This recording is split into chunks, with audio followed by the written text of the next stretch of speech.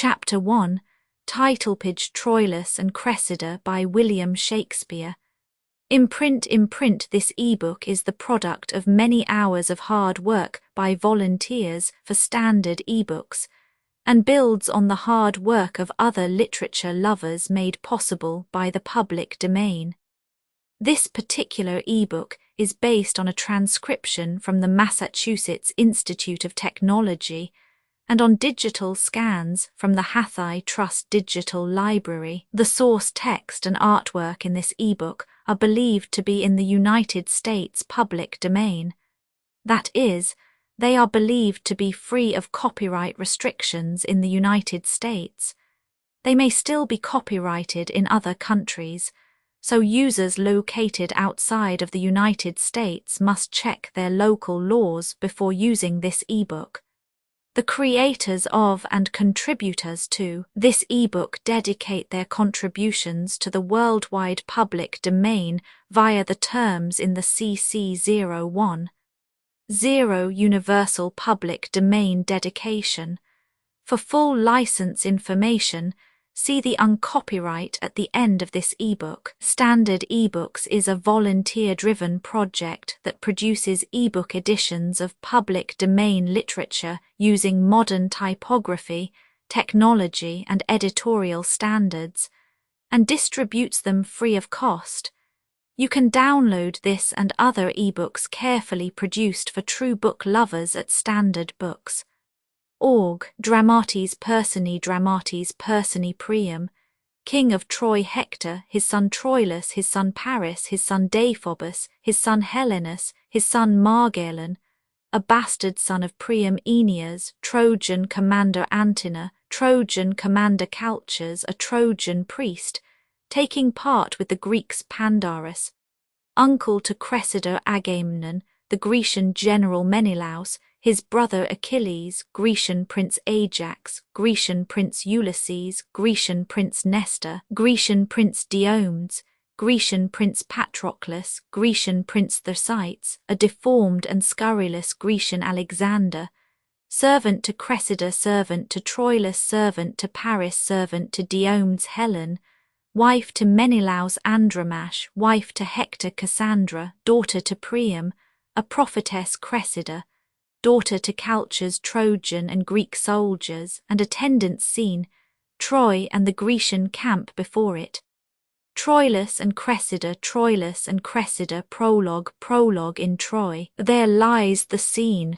From isles of Greece the princes Augulus, their high blood chafed, have to the port of Athens sent their ships, fraught with the ministers and instruments of cruel war, 69 that wore their crownets regal from the Athenian bay put forth toward Phrygia, and their vow is made to ransack Troy, within whose strong immures the ravished Helen, Menelaus queen with wanton Paris sleeps, and that's the quarrel.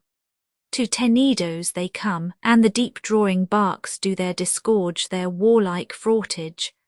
Now on Dardan plains the fresh, and yet unbruised Greeks do pitch their brave pavilions. Priam's six-gated city, Dardan and Timbria, Helias, Chetas, Troyan and Antinorides, with massy staples and corresponsive and fulfilling bolts, spare up the sons of Troy. Now expectation, tickling skittish spirits on one and other side, Trojan and Greek, sets all on hazard. And hither am I come a prologue armed, but not in confidence of author's pen or actor's voice, but suited in like conditions as our argument to tell you, fair beholders, that our play leaps o'er the vaunt and firstlings of those broils, beginning in the middle, starting thence away, to what may be digested in a play. Like or find fault, do as your pleasures are, now good or bad, 'tis but the chance of war. Act, I seen I Troy, before Priam's palace, enter Troilus armed and Pandarus. Troilus call here my varlet, I'll unarm again, why should I war without the walls of Troy that find such cruel battle here within? Each Trojan that is master of his heart let him to field, Troilus, alas, hath none. Pandarus, will this gear ne'er be mended? Troilus, the Greeks are strong and skilful to their strength, fierce to their skill and to their fierceness valiant. But I am weaker than a woman's tear, tamer than sleep, fonder than ignorance, less valiant than the virgin in the night and skillless as unpractised infancy. Pandarus, well, I have told you enough of this. For my part I'll not meddle nor make no further.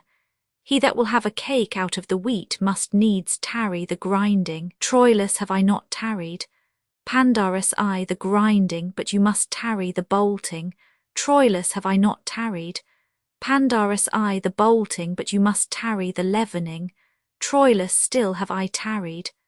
Pandarus, I to the leavening, but here's yet in the word hereafter the kneading, the making of the cake, the heating of the oven and the baking. Nay, you must stay the cooling too, or you may chance to burn your lips. Troilus, patience herself, what goddess e'er she be, doth lesser blench at sufferance than I do.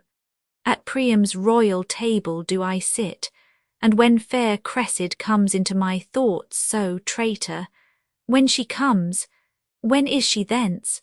Pandarus, well, she looked yesternight fairer than ever I saw her look, or any woman else. Troilus, I was about to tell thee, when my heart, as wedged with a sigh, would rive in twain, lest Hector or my father should perceive me, I have, as when the sun doth light a storm, buried this sigh in wrinkle of a smile.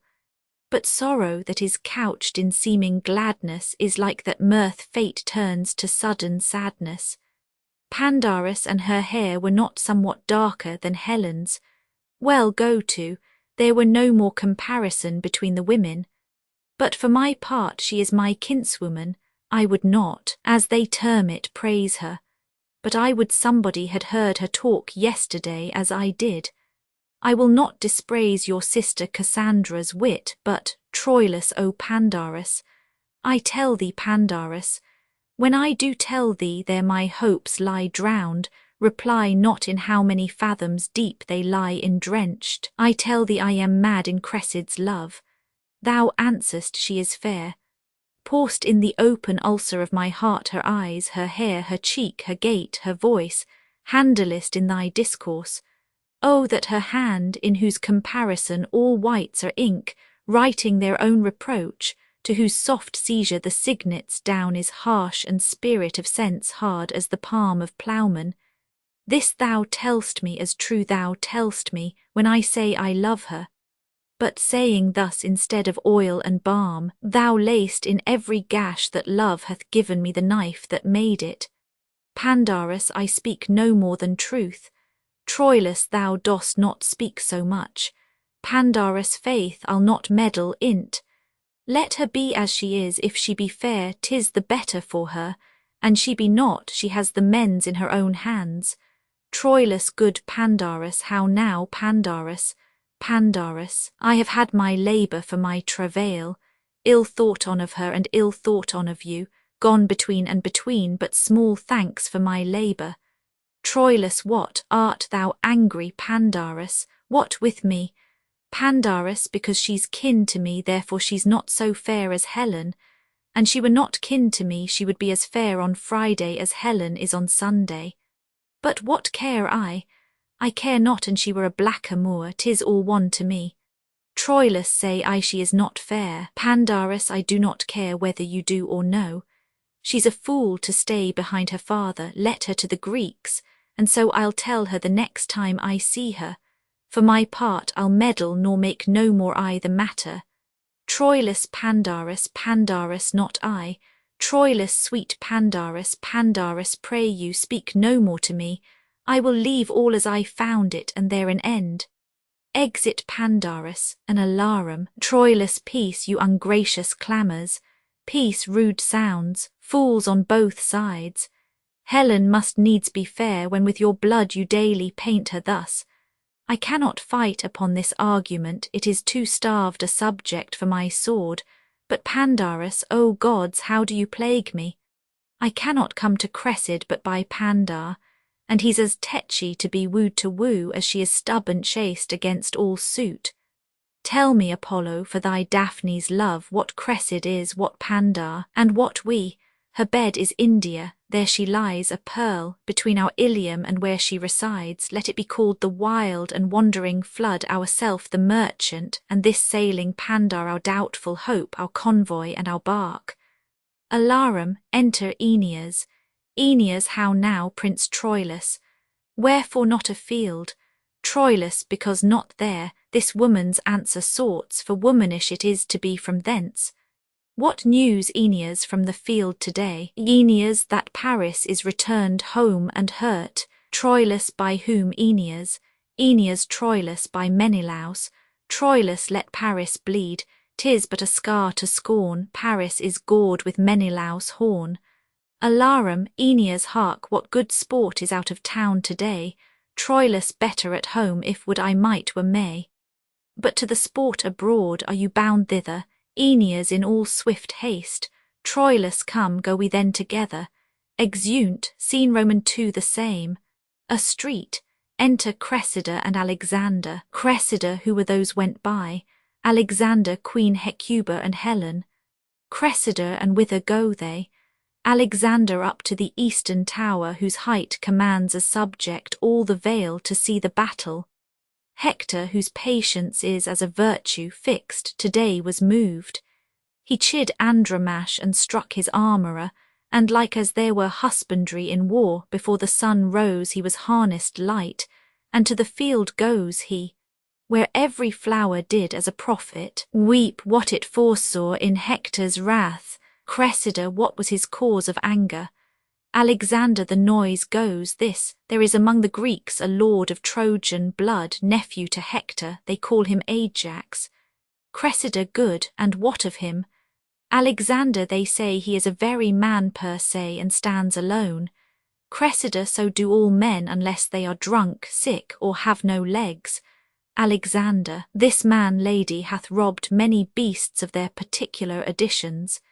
He is as valiant as the lion, churlish as the bear, slow as the elephant. A man into whom nature hath so crowded humours that his valour is crushed into folly, his folly sauced with discretion. There is no man hath a virtue that he hath not a glimpse of, nor any man an attaint but he carries some stain of it. He is melancholy without cause, and merry against the hair. He hath the joints of everything, but everything so out of joint that he is a gouty Briareus, many hands and no use, or purblind Argus, all eyes and no sight.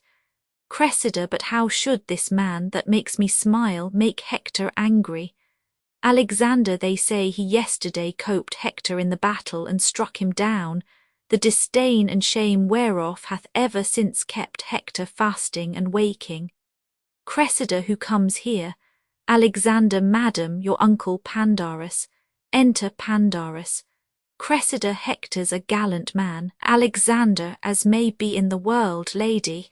Pandarus, what's that? What's that? Cressida, good morrow, uncle Pandarus.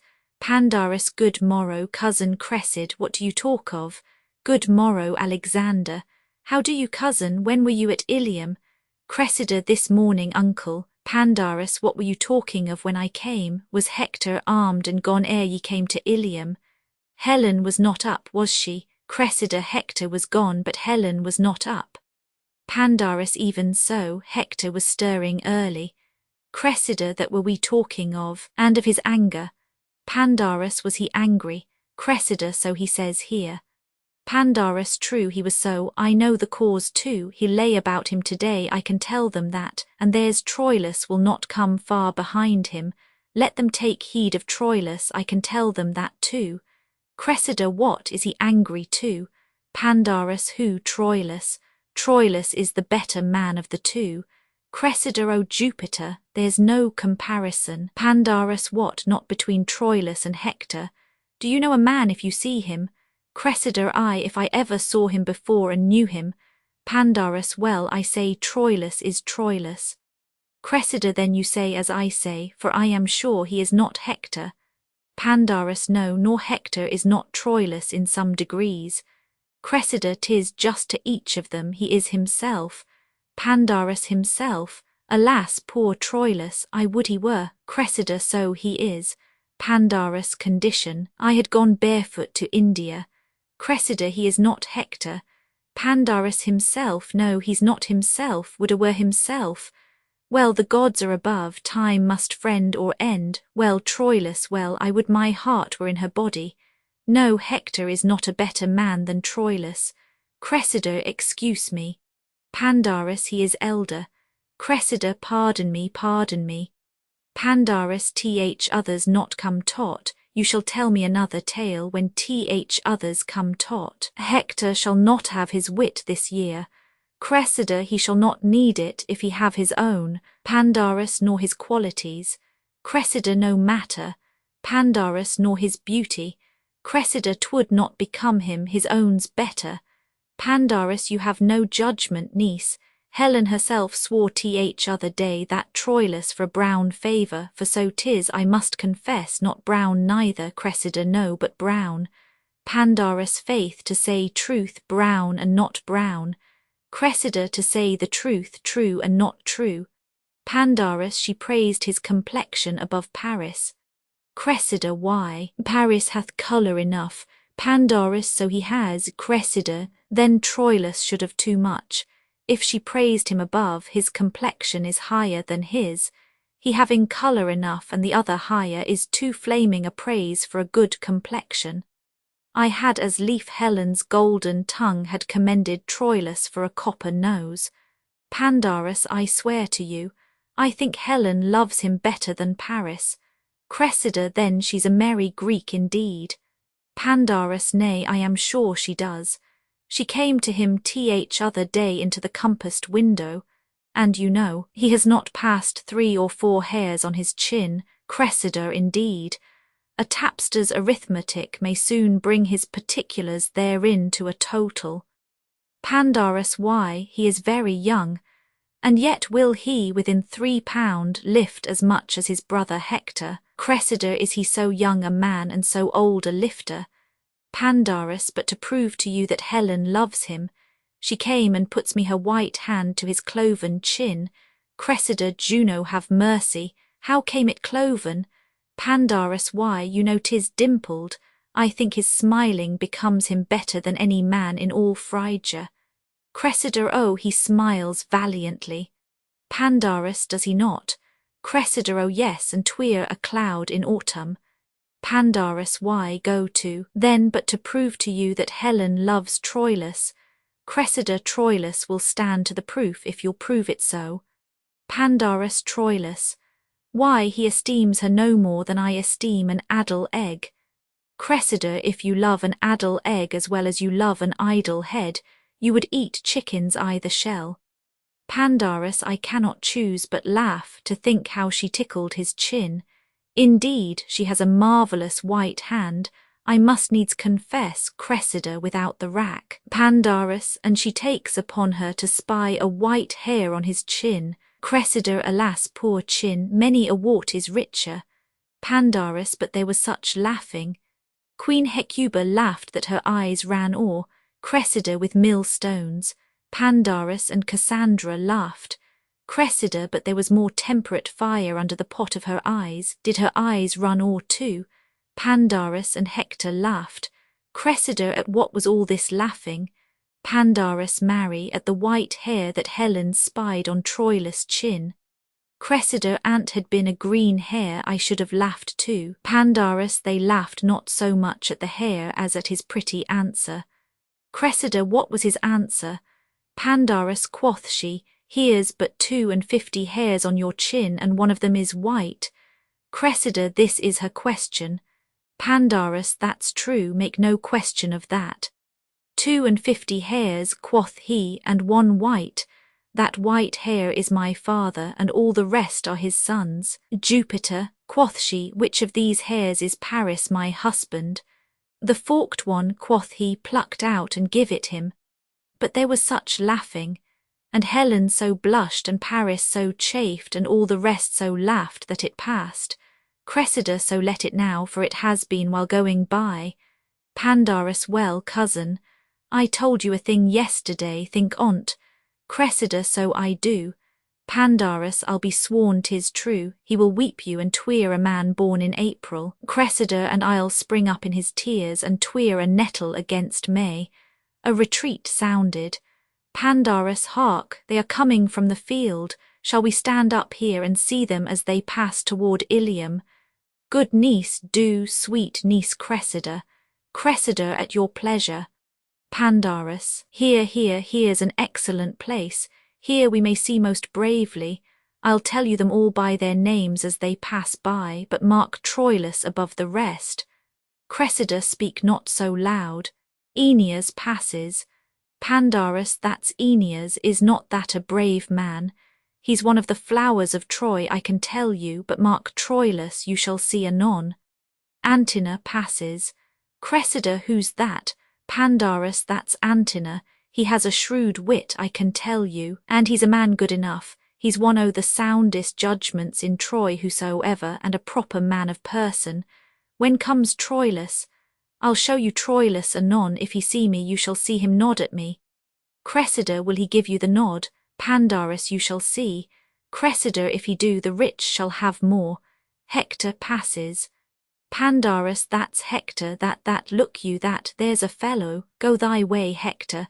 There's a brave man, niece. O brave Hector, look how he looks, there's a countenance. Is't not a brave man? Cressida, oh, a brave man. Pandarus is a knot, it does a man's heart good. Look you what hacks are on his helmet. Look you yonder, do you see? Look you there, there's no jesting, there's laying on, taked off who will, as they say, there be hacks. Cressida, be those with swords, Pandarus swords, anything he cares not. And the devil come to him, it's all one, by God's lid, it does one's heart good. Yonder comes Paris, yonder comes Paris. Paris passes. Look ye yonder, niece, is't not a gallant man too, is't not? Why, this is brave now. Who said he came hurt home today? He's not hurt, why this will do Helen's heart good now. Ha, would I could see Troilus now, you shall see Troilus anon. Helenus passes.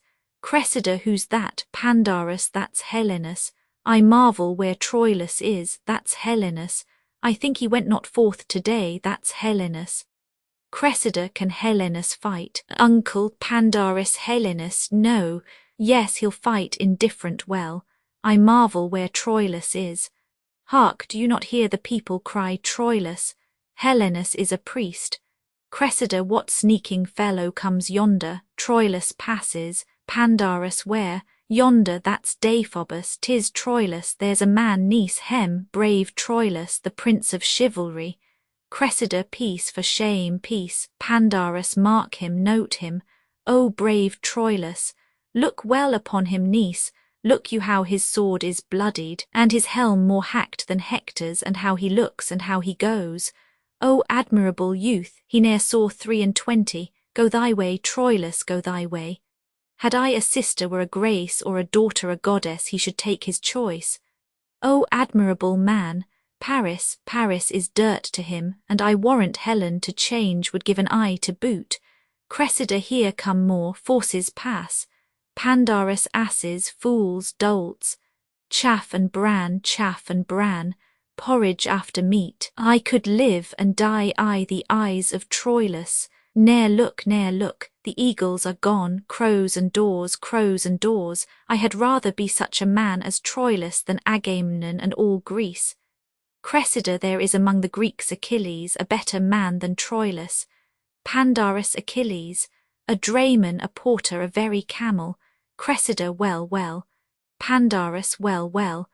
Why, have you any discretion, have you any eyes? Do you know what a man is?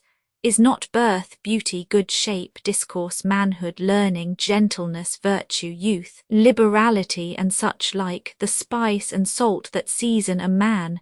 Cressida, I a minced man, and then to be baked with no date in the pie, for then the man's date's out.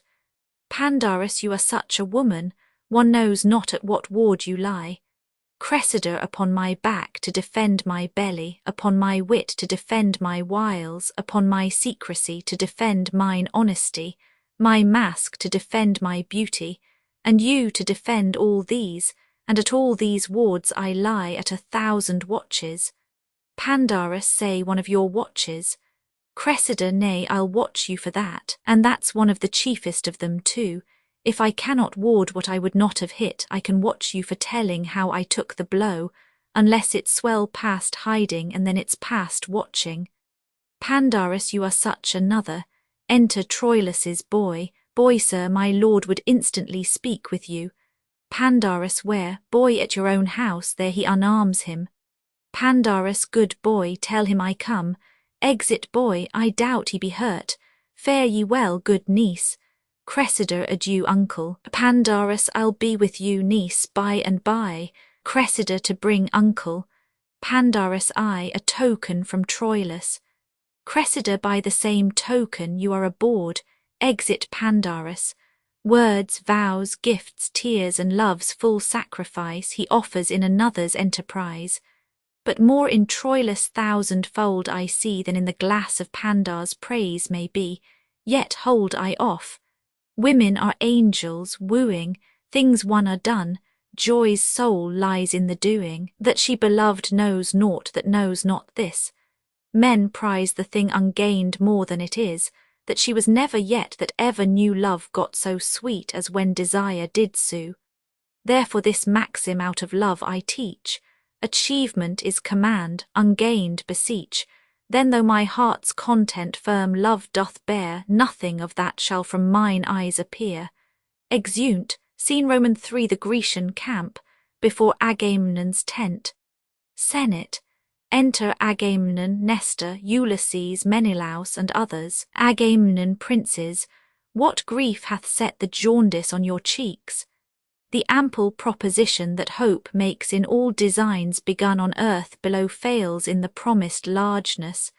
Checks and disasters grow in the veins of actions highest reared, as knots by the conflux of meeting sap infect the sound pine and divert his grain tortive and errant from his course of growth.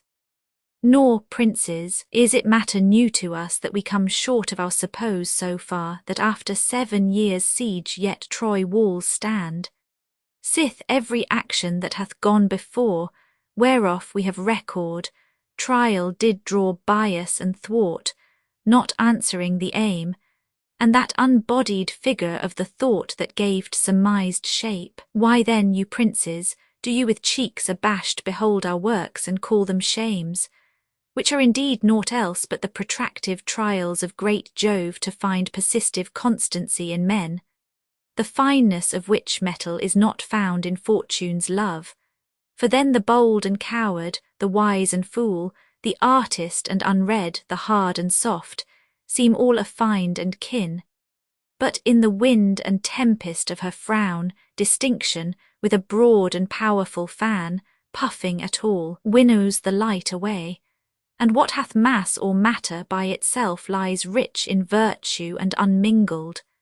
Nestor, with due observance of thy godlike seat, great Agamemnon, Nestor shall apply thy latest words. In the reproof of chance lies the true proof of men. The sea being smooth, how many shallow bauble boats dare sail upon her patient breast, making their way with those of nobler bulk. But let the ruffian Boreas once enrage the gentle Thetis, and anon behold the strong-ribbed bark through liquid mountains cut, bounding between the two moist elements like Perseus' horse. Where's then the saucy boat whose weak untimbered sides but even now co-rivalled greatness, either to harbour fled, or made a toast for Neptune? Even so doth valour's show and valour's worth divide in storms of fortune, for in her ray and brightness the herd hath more annoyance by the breeze than by the tiger.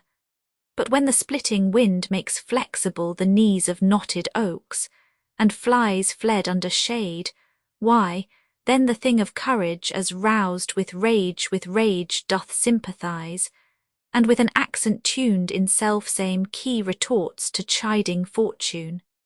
Ulysses Agamemnon, thou great commander, nerve and bone of Greece, heart of our numbers, soul and only spirit, in whom the tempers and the minds of all should be shut up, hear what Ulysses speaks, besides the applause and approbation to which, to Agamemnon most mighty for thy place and sway, to Nestor, and thou most reverend for thy stretched out life, I give to both your speeches, which were such as Agamemnon and the hand of Greece should hold up high in brass, and such again as venerable Nestor, hatched in silver, should with a bond of air, strong as the axletree on which heaven rides, knit all the Greekish ears to his experienced tongue.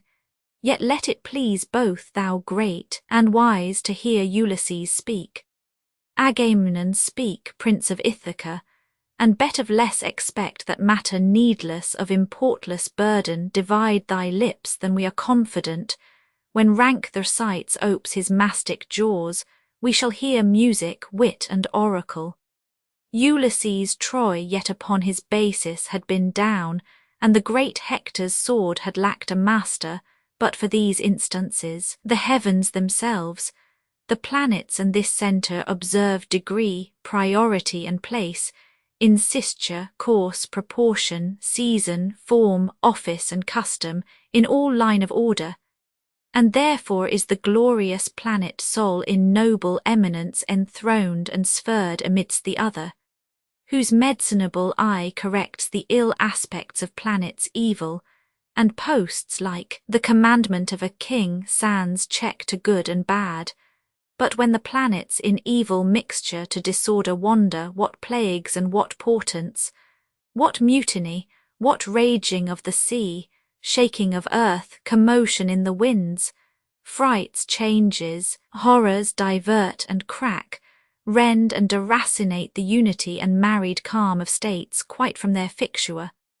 Oh, when degree is shaked, which is the ladder to all high designs, then enterprise is sick. How could communities, degrees in schools and brotherhoods in cities, peaceful commerce from dividable shores, the primogenitive and due of birth, prerogative of age, crowns, sceptres, laurels, but by degree stand in authentic place, take but degree away, untune that string, and hark what discord follows. Each thing meets in mere oppugnancy. The bounded waters should lift their bosoms higher than the shores and make a sop of all this solid globe. Strength should be lord of imbecility, the specialty of rule hath been neglected. And look how many Grecian tents do stand hollow upon this plain, so many hollow factions. When that the general is not like the hive to whom the foragers shall all repair, what honey is expected? Degree being visited, the unworthiest shows as fairly in the mask, and the rude son should strike his father dead. Force should be right, or rather right and wrong between whose endless jar justice resides should lose their names, and so should justice too. Then everything includes itself in power, power into will, will into appetite, and appetite an universal wolf, so doubly seconded with will and power, must make perforce an universal prey, and last eat up himself. Great Agamemnon, this chaos, when degree is suffocate, follows the choking, and this negulction of degree it is that by a pace goes backward, with a purpose it hath to climb. The generals disdained by him one step below, he by the next, that next by him beneath, so every step exampled by the first pace that is sick of his superior, grows to an envious fever of pale and bloodless emulation, and 'tis this fever that keeps Troy on foot, not her own sinews. To end a tale of length, Troy in our weakness stands, not in her strength. Nestor most wisely hath Ulysses here discovered the fever whereof all our power is sick. Agamemnon the nature of the sickness found, Ulysses what is the remedy? Ulysses the great Achilles, whom opinion crowns the sinew and the forehand of our host, having his ear full of his airy fame, grows dainty of his worth and in his tent lies mocking our designs. With him Patroclus upon a lazy bed the livelong day breaks scurril jests, and with ridiculous and awkward action, which slanderer he imitation calls, he pageants us. Sometime great Agamemnon thy topless deputation he puts on, and like a strutting player whose conceit lies in his hamstring, and doth think it rich to hear the wooden dialogue and sound twixt his stretched footing and the scaffoldage, such to be pitied and o'errested seeming he acts thy greatness in, and when he speaks 'tis like a chime amending, with terms unsquared which, from the tongue of roaring Typhon dropped would seem hyperboles. At this fusty stuff the large Achilles on his pressed bed lolling from his deep chest laughs out a loud applause, cries, Excellent, 'tis Agamemnon just, now play me Nestor, hem and stroke thy beard as he being dressed to some oration. That's done as near as the extremest ends of parallels as like as Vulcan and his wife, yet God Achilles still cries, Excellent, 'tis Nestor right. Now play him me Patroclus arming to answer in a night alarm. And then, forsooth, the faint defects of age must be the scene of mirth, to cough and spit, and with a palsy fumbling on his gorget, shake in and out the rivet. And at this sport Sir Valour dies. Cries, Oh, enough, Patroclus, or give me ribs of steel. I shall split all in pleasure of my spleen, and in this fashion all our abilities, gifts, natures, shapes, severals and generals of grace exact, achievements, plots, orders, preventions, excitements to the field or speech for truce, success or loss, what is or is not, serves as stuff for these two to make paradoxes. Nestor, and in the imitation of these twain, who, as Ulysses says, opinion crowns with an imperial voice, many are infect.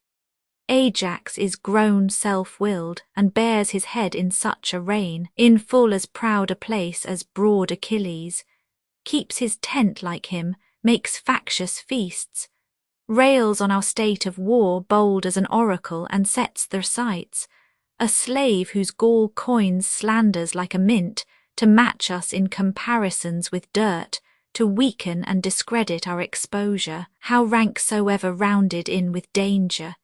Ulysses they tax our policy and call it cowardice, count wisdom as no member of the war, forestall prescience and esteem no act but that of hand, the still and mental parts that do contrive how many hands shall strike, when fitness calls them on, and know by measure of their observant toil the enemy's weight. Why, this hath not a finger's dignity. They call this bed work, mappery, closet war, so that the ram that batters down the wall, if for the great swing and rudeness of his poise they place before his hand that made the engine, or those that with the fineness of their souls by reason guide his execution.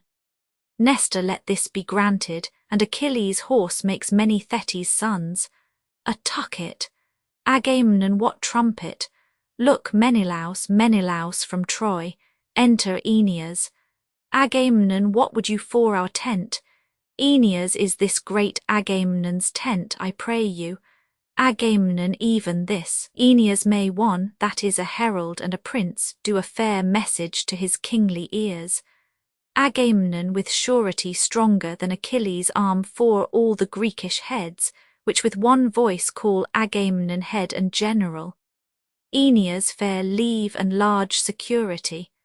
How may a stranger to those most imperial looks know them from eyes of other mortals? Agamemnon how?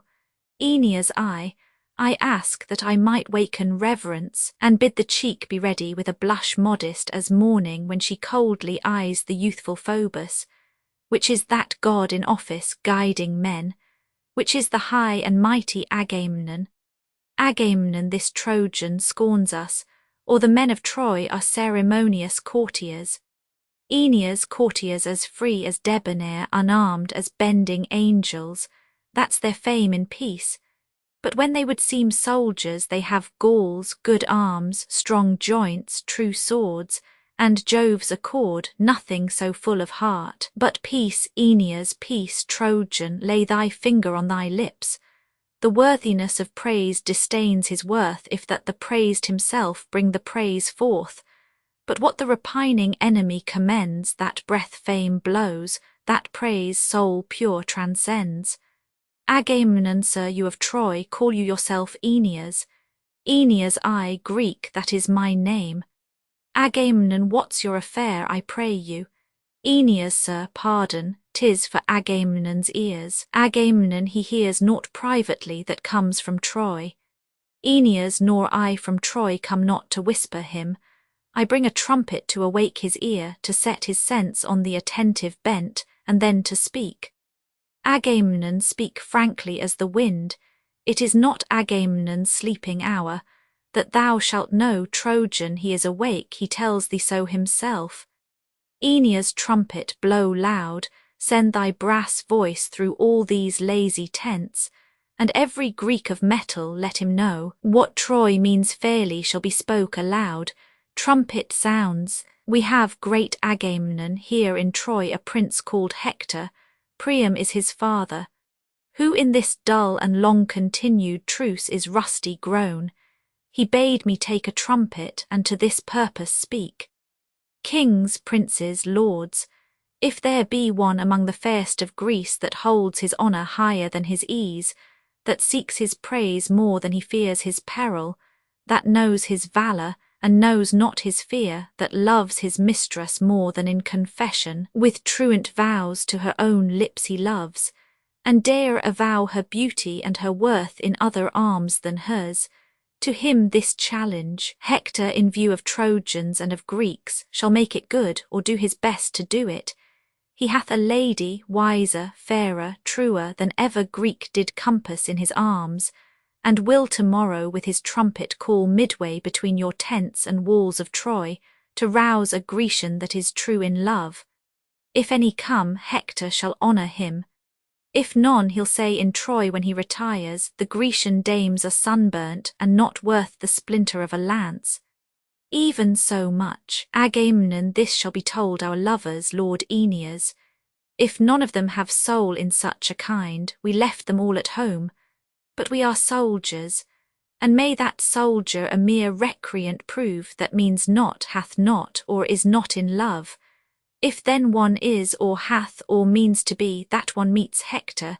If none else, I am he. Nestor, tell him of Nestor, one that was a man when Hector's grandsire sucked. He is old now. But if there be not in our Grecian host one noble man that hath one spark of fire to answer for his love, tell him from me I'll hide my silver beard in a gold beaver, and in my vantbrace put this withered brawn, and meeting him will tell him that my lady was fairer than his grandam and as chaste as may be in the world.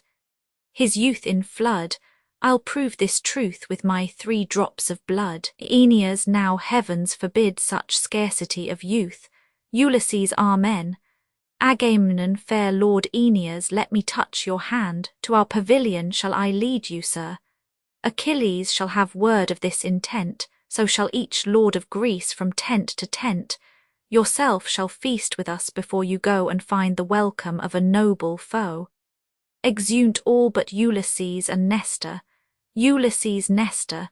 Nestor, what says Ulysses? Ulysses, I have a young conception in my brain. Be you my time to bring it to some shape.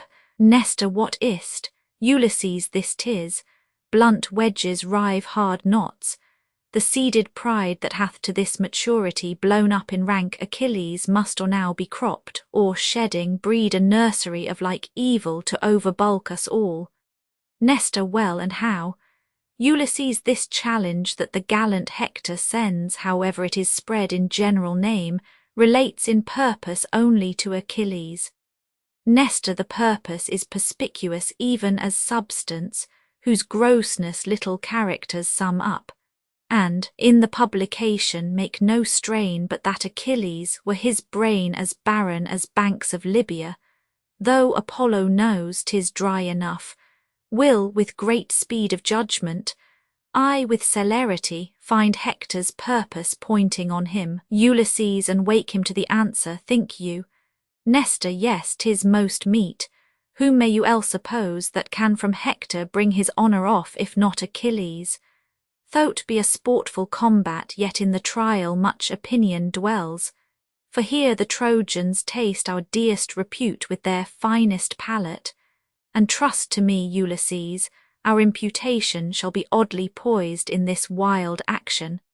For the success, although particular, shall give a scantling of good or bad unto the general, and in such indexes, although small pricks to their subsequent volumes, there is seen the baby figure of the giant mass of things to come at large. It is supposed he that meets Hector issues from our choice, and choice, being mutual act of all our souls, makes merit her election, and doth boil, as 'twere from forth us all, a man distilled out of our virtues, who miscarrying, what heart receives from hence the conquering part, to steal a strong opinion to themselves, which entertained, limbs are his instruments in no less working than are swords and bows directive by the limbs. Ulysses, give pardon to my speech, therefore 'tis meet Achilles meet not Hector.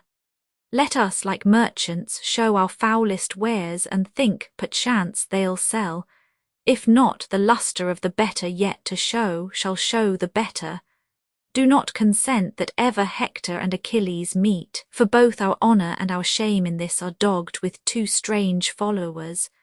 Nestor, I see them not with my old eyes. What are they? Ulysses, what glory our Achilles shares from Hector, were he not proud, we all should share with him. But he already is too insolent, and we were better parch in Afric's sun than in the pride and salt scorn of his eyes, should he scape Hector fair.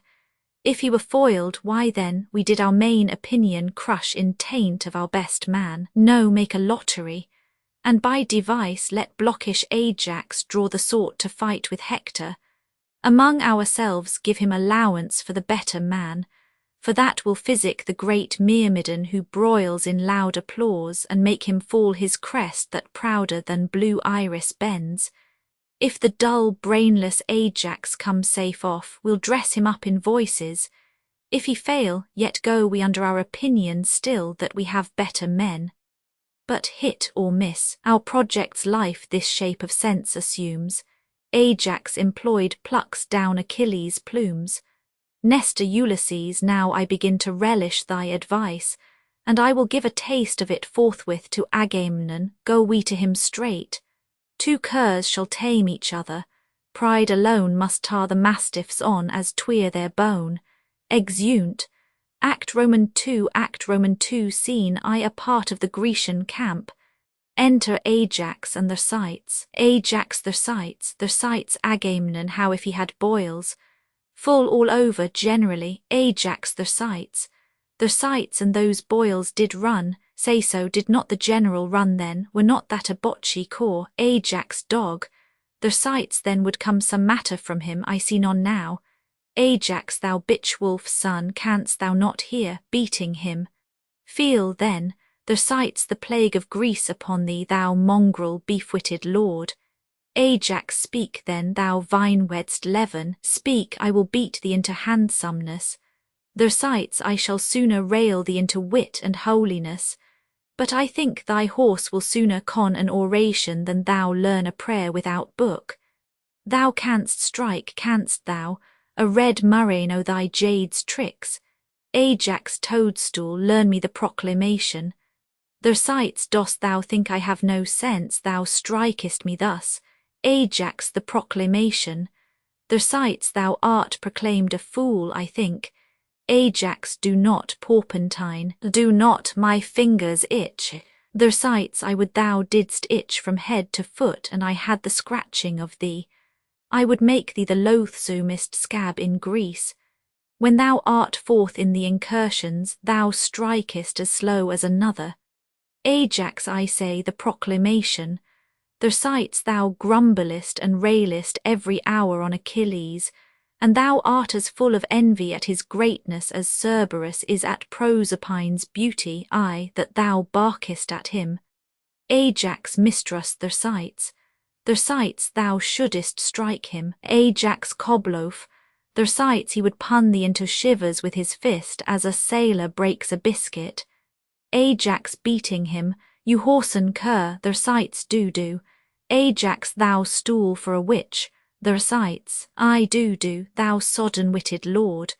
Thou hast no more brain than I have in mine elbows, and a Syngo may tutor thee, thou scurvy valiant ass. Thou art here but to thrash Trojans, and thou art bought and sold among those of any wit like a barbarian slave. If thou used to beat me, I will begin at thy heel, and tell what thou art by inches, thou thing of no bowels, thou. Ajax, you dog, Thersites, you scurvy lord, Ajax beating him. You cur, Thersites mars his idiot. Do, rudeness, do, camel, do, enter Achilles and Patroclus. Achilles, why, how now, Ajax? Wherefore do you thus, how now, Thersites? What's the matter, man? Thersites, you see him there, do you? Achilles, I, what's the matter? Thersites, nay, look upon him. Achilles, so I do, what's the matter? Thersites, nay, but regard him well. Achilles, well, why I do so, Thersites, but yet you look not well upon him, for, whosoever you take him to be, he is Ajax. Achilles, I know that fool. Thersites, I, but that fool knows not himself. Ajax, therefore I beat thee. Thersites, lo, what modicums of wit he utters. His evasions have ears thus long. I have bobbed his brain more than he has beat my bones. I will buy 9 sparrows for a penny, and his peer mater is not worth the 9th part of a sparrow. This lord Achilles Ajax, who wears his wit in his belly and his guts in his head, I'll tell you what I say of him. Achilles what? Thersites, I say, this Ajax offers to beat him. Achilles, nay, good Ajax, Thersites has not so much wit. Achilles, nay, I must hold you. Thersites as will stop the eye of Helen's needle for whom he comes to fight. Achilles, peace, fool. Thersites, I would have peace and quietness, but the fool will not, he there, that he, look you there. Ajax, O thou damned cur, I shall, Achilles, will you set your wit to a fool's?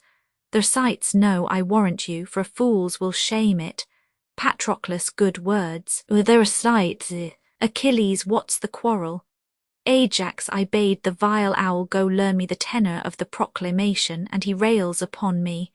Thersites, I serve thee not. Ajax, well, go to. Thersites, I serve here voluntary. Achilles, your last service was sufferance, 'twas not voluntary. No man is beaten voluntary. Ajax was here the voluntary, and you as under an impress. Thersites, e'en so. A great deal of your wit, too, lies in your sinews, or else there be liars. Hector have a great catch, if he knock out either of your brains, were as good crack a fusty nut with no kernel. Achilles, what with me too, Thersites? Thersites, there's Ulysses and old Nestor, whose wit was mouldy ere your grandsires had nails on their toes, yoke you like draught oxen, and make you plough up the wars. Achilles, what, Thersites, yes, good sooth. To Achilles, to Ajax I shall cut out your tongue. Thersites, 'tis no matter, I shall speak as much as thou afterwards. Patroclus, no more words. Thersites, peace. Thersites, I will hold my peace when Achilles brack bids me, shall I? Achilles, there's for you, Patroclus. Thersites, I will see you hanged like clotpoles ere I come any more to your tents. I will keep where there is wit stirring and leave the faction of fools. Exit. Patroclus, a good riddance. Achilles, marry, this, sir, is proclaimed through all our host, that Hector by the 5th hour of the sun will with a trumpet twixt our tents and Troy tomorrow morning call some knight to arms, that hath a stomach, and such a one that dare maintain, I know not what, 'tis trash, farewell, Ajax, farewell, who shall answer him? Achilles, I know not, 'tis put to lottery, otherwise he knew his man. Ajax, oh, meaning you, I will go learn more of it. Exeunt, scene Roman 2, Troy, a room in Priam's palace. Enter Priam, Hector, Troilus, Paris, and Helenus. Priam, after so many hours' lives speeches spent, thus once again says Nestor from the Greeks. Deliver Helen, and all damage else, as honour, loss of time, travail, expense, wounds, friends, and what else dear that is consumed in hot digestion of this cormorant war, shall be struck off. Hector, what say you tot? Hector, though no man lesser fears the Greeks than I as far as toucheth my particular, yet, dread Priam, there is no lady of more softer bowels, more spongy to suck in the sense of fear, more ready to cry out who knows what follows, than Hector is. The wound of peace is surety, surety secure, but modest doubt is called the beacon of the wise, the tent that searches to the bottom of the worst. Let Helen go. Since the first sword was drawn about this question, every tithe soul, mongst many thousand dismays, hath been as dear as Helen. I mean of ours. If we have lost so many tenths of ours to guard a thing not ours nor worth to us, had it our name, the value of 1/10, what merits in that reason which denies the yielding of her up? Troilus, fie, fie, my brother. Weigh you the worth and honour of a king so great as our dread father in a scale of common ounces? Will you with counters sum the past proportion of his infinite, and buckle in a waist most fathomless with spans and inches so diminutive as fears and reasons? Fie, for godly shame! Helenus, no marvel, though you bite so sharp at reasons, you are so empty of them. Should not our father bear the great sway of his affairs with reasons, because your speech hath none that tells him so? Troilus, you are for dreams and slumbers, brother priest. You fur your gloves with reason. Here are your reasons. You know an enemy intends you harm. You know a sword employed is perilous, and reason flies the object of all harm. Who marvels, then, when Helenus beholds a Grecian and his sword, if he do set the very wings of reason to his heels and fly like chidden Mercury from Jove, or like a star disorbed? Nay, if we talk of reason, let's shut our gates and sleep. Manhood and honour should have hare hearts, would they but fat their thoughts with this crammed reason. Reason and respect make livers pale and lustihood deject. Hector, brother, she is not worth what she doth cost the holding. Troilus, what is aught but as 'tis valued? Hector, but value dwells not in particular will. It holds his estimate and dignity as well wherein 'tis precious of itself as in the prizer. 'Tis mad idolatry to make the service greater than the god, and the will dotes that is attributive to what infectiously itself affects, without some image of the affected merit. Troilus, I take today a wife, and my election is led on in the conduct of my will enkindled by mine eyes and ears, two traded pilots twixt the dangerous shores of will and judgment. How may I avoid, although my will distaste what it elected, the wife I chose? There can be no evasion to blench from this, and to stand firm by honour. We turn not back the silks upon the merchant, when we have soiled them, nor the remainder viands we do not throw in unrespective sieve, because we now are full. It was thought meet Paris should do some vengeance on the Greeks. Your breath of full consent bellied his sails. The seas and winds, old wranglers, took a truce and did him service.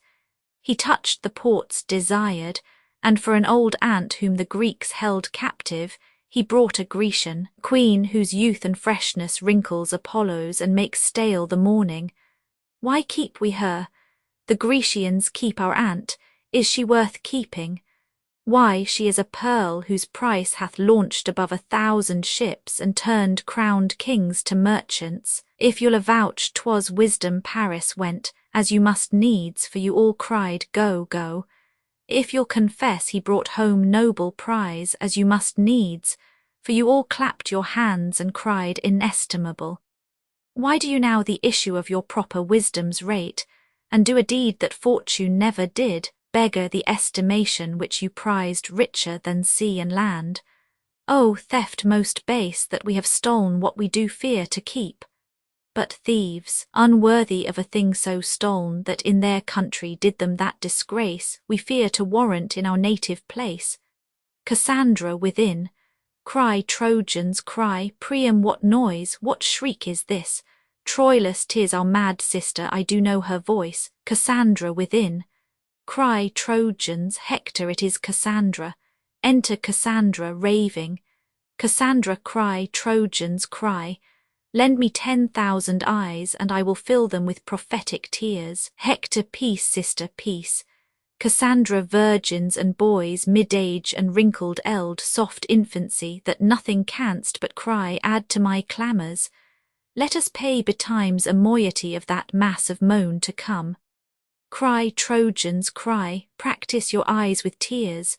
Troy must not be, nor goodly Ilion stand. Our firebrand brother, Paris, burns us all. Cry, Trojans, cry, a Helen and a woe. Cry, cry, Troy burns, or else let Helen go. Exit, Hector now, youthful Troilus. Do not these high strains of divination in our sister work some touches of remorse?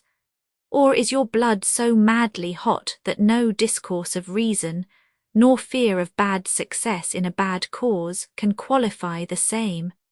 Troilus, why, brother Hector, we may not think the justness of each act such, and no other than event doth form it, nor once deject the courage of our minds, because Cassandra's mad. Her brain-sick raptures cannot distaste the goodness of a quarrel, which hath our several honours all engaged to make it gracious. For my private part, I am no more touched than all Priam's sons, and Jove forbid there should be done amongst us such things as might offend the weakest spleen to fight for and maintain. Paris else might the world convince of levity as well my undertakings as your counsels. But I attest the gods, your full consent gave wings to my propension, and cut off all fears attending on so dire a project. For what, alas, can these my single arms? What propignation is in one man's valour, to stand the push and enmity of those this quarrel would excite? Yet I protest, were I alone to pass the difficulties, and had as ample power as I have will, Paris should ne'er retract what he hath done, nor faint in the pursuit. Priam, Paris, you speak like one besotted on your sweet delights. You have the honey still, but these the gall, so to be valiant is no praise at all.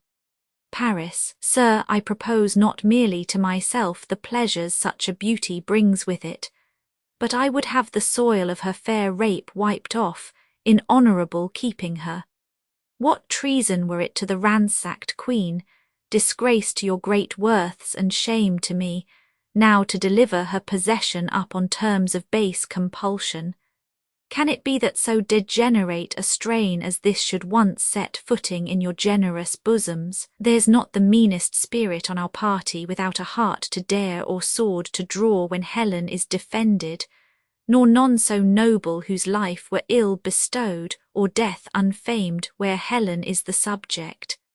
Then, I say, well may we fight for her whom, we know well, the world's large spaces cannot parallel. Hector, Paris, and Troilus, you have both said well, and on the cause and question now in hand have glozed but superficially, not much unlike young men, whom Aristotle thought unfit to hear moral philosophy. The reasons you allege do more conduce to the hot passion of distempered blood than to make up a free determination twixt right and wrong. For pleasure and revenge have ears more deaf than adders to the voice of any true decision. Nature craves all dues be rendered to their owners. Now, what nearer debt in all humanity than wife is to the husband? If this law of nature be corrupted through affection, and that great minds of partial indulgence to their benumbed wills resist the same, there is a law in each well-ordered nation to curb those raging appetites that are most disobedient and refractory. If Helen then be wife to Sparta's king, as it is known she is, these moral laws of nature and of nations speak aloud to have her back returned. Thus to persist in doing wrong extenuates not wrong, but makes it much more heavy. Hector's opinion is this in way of truth, yet ne'ertheless, my sprightly brethren, I propend to you in resolution to keep Helen still, for 'tis a cause that hath no mean dependence upon our joint and several dignities. Troilus, why, there you touched the life of our design. Were it not glory that we more affected than the performance of our heaving spleens, I would not wish a drop of Trojan blood spent more in her defence. But worthy Hector, she is a theme of honour and renown, a spur to valiant and magnanimous deeds, whose present courage may beat down our foes, and fame in time to come canonize us. For I presume brave Hector would not lose so rich advantage of a promised glory as smiles upon the forehead of this action for the wide world's revenue. Hector, I am yours, you valiant offspring of great Priamus. I have a roysting challenge sent amongst the dun and factious nobles of the Greeks will strike amazement to their drowsy spirits. I was advertised their great general slept, whilst emulation in the army crept. This, I presume, will wake him. Exeunt, scene Roman 3 the Grecian camp, before Achilles' tent. Enter their sights, Solus, their sights. How now their sights? What lost in the labyrinth of thy fury? Shall the elephant Ajax carry it thus? He beats me, and I rail at him. Oh, worthy satisfaction! Would it were otherwise, that I could beat him whilst he railed at me. Foot, I'll learn to conjure and raise devils, but I'll see some issue of my spiteful execrations. Then there's Achilles, a rare engineer. If Troy be not taken till these two undermine it, the walls will stand till they fall of themselves. O thou great thunder-darter of Olympus, forget that thou art Jove, the king of gods, and Mercury. Lose all the serpentine craft of thy caduceus, if ye take not that little less than little wit from them that they have, which short-armed ignorance itself knows is so abundant scarce. It will not in circumvention deliver a fly from a spider, without drawing their massy irons and cutting the web. After this the vengeance on the whole camp, or rather the bone-ache, for that methinks is the curse dependent on those that war for a placket. I have said my prayers, and devil envy say Amen. What ho, my lord Achilles, enter Patroclus. Patroclus, who's there? Their sights. Good their sights, come in and rail. Their sights, if I could have remembered a guilt counterfeit, thou wouldst not have slipped out of my contemplation. But it is no matter, thyself upon thyself. The common curse of mankind, folly and ignorance be thine in great revenue. Heaven bless thee from a tutor, and discipline come not near thee. Let thy blood be thy direction till thy death. Then if she that lays thee out says thou art a fair course, I'll be sworn and sworn upon't she never shrouded any but Lazars. Amen. Where's Achilles? Patroclus, what, art thou devout? Wast thou in prayer? The sights, aye, the heavens hear me. Enter Achilles. Achilles, who's there? Patroclus, the sights, my lord. Achilles, where? Art thou come? Why, my cheese, my digestion, why hast thou not served thyself in to my table so many meals? Come, what's Agamemnon? The sights thy commander, Achilles. Then tell me, Patroclus, what's Achilles? Patroclus, thy lord, the sights. Then tell me, I pray thee, what's thyself? The sights thy knower, Patroclus. Then tell me, Patroclus, what art thou? Patroclus, thou mayst tell that knowest. Achilles, oh, tell. Their sights, I'll decline the whole question. Agamemnon commands Achilles. Achilles is my lord, I am Patroclus knower, and Patroclus is a fool. Patroclus, you rascal, their sights, peace, fool, I have not done. Achilles, he is a privileged man. Proceed, their sights. Their sights, Agamemnon is a fool. Achilles is a fool, their sights is a fool, and as aforesaid Patroclus is a fool. Achilles, derive this, come. Their sights, Agamemnon is a fool to offer to command Achilles. Achilles is a fool to be commanded of Agamemnon. Their sights is a fool to serve such a fool, and Patroclus is a fool positive. Patroclus, why am I a fool? Their sights make that demand of the prover. It suffices me thou art. Look you who comes here. Achilles, Patroclus, I'll speak with nobody. Come in with me, their sights. Exit. Thersites here is such patchery, such juggling and such knavery, all the argument is a cuckold and a whore, a good quarrel to draw emulous factions and bleed to death upon. Now the dry serpigo on the subject, and war and lechery confound all. Exit. Enter Agamemnon, Ulysses, Nestor, Diomedes, and Ajax. Agamemnon, where is Achilles? Patroclus within his tent, but ill disposed, my lord. Agamemnon, let it be known to him that we are here. He sent our messengers, and we lay by our appertainments visiting of him. Let him be told so, lest perchance he think we dare not move the question of our place or know not what we are. Patroclus, I shall say so to him. Exit. Ulysses, we saw him at the opening of his tent, he is not sick. Ajax, yes, lion sick, sick of proud heart. You may call it melancholy if you will favour the man, but by my head, 'tis pride. But why? Let him show us the cause. A word, my lord, takes Agamemnon aside. Nestor, what moves Ajax thus to bay at him? Ulysses, Achilles hath inveigled his fool from him. Nestor, who Thersites? Ulysses, he. Nestor, then, will Ajax lack matter if he have lost his argument? Ulysses, no, you see, he is his argument that has his argument, Achilles. Nestor, all the better, their fraction is more our wish than their faction.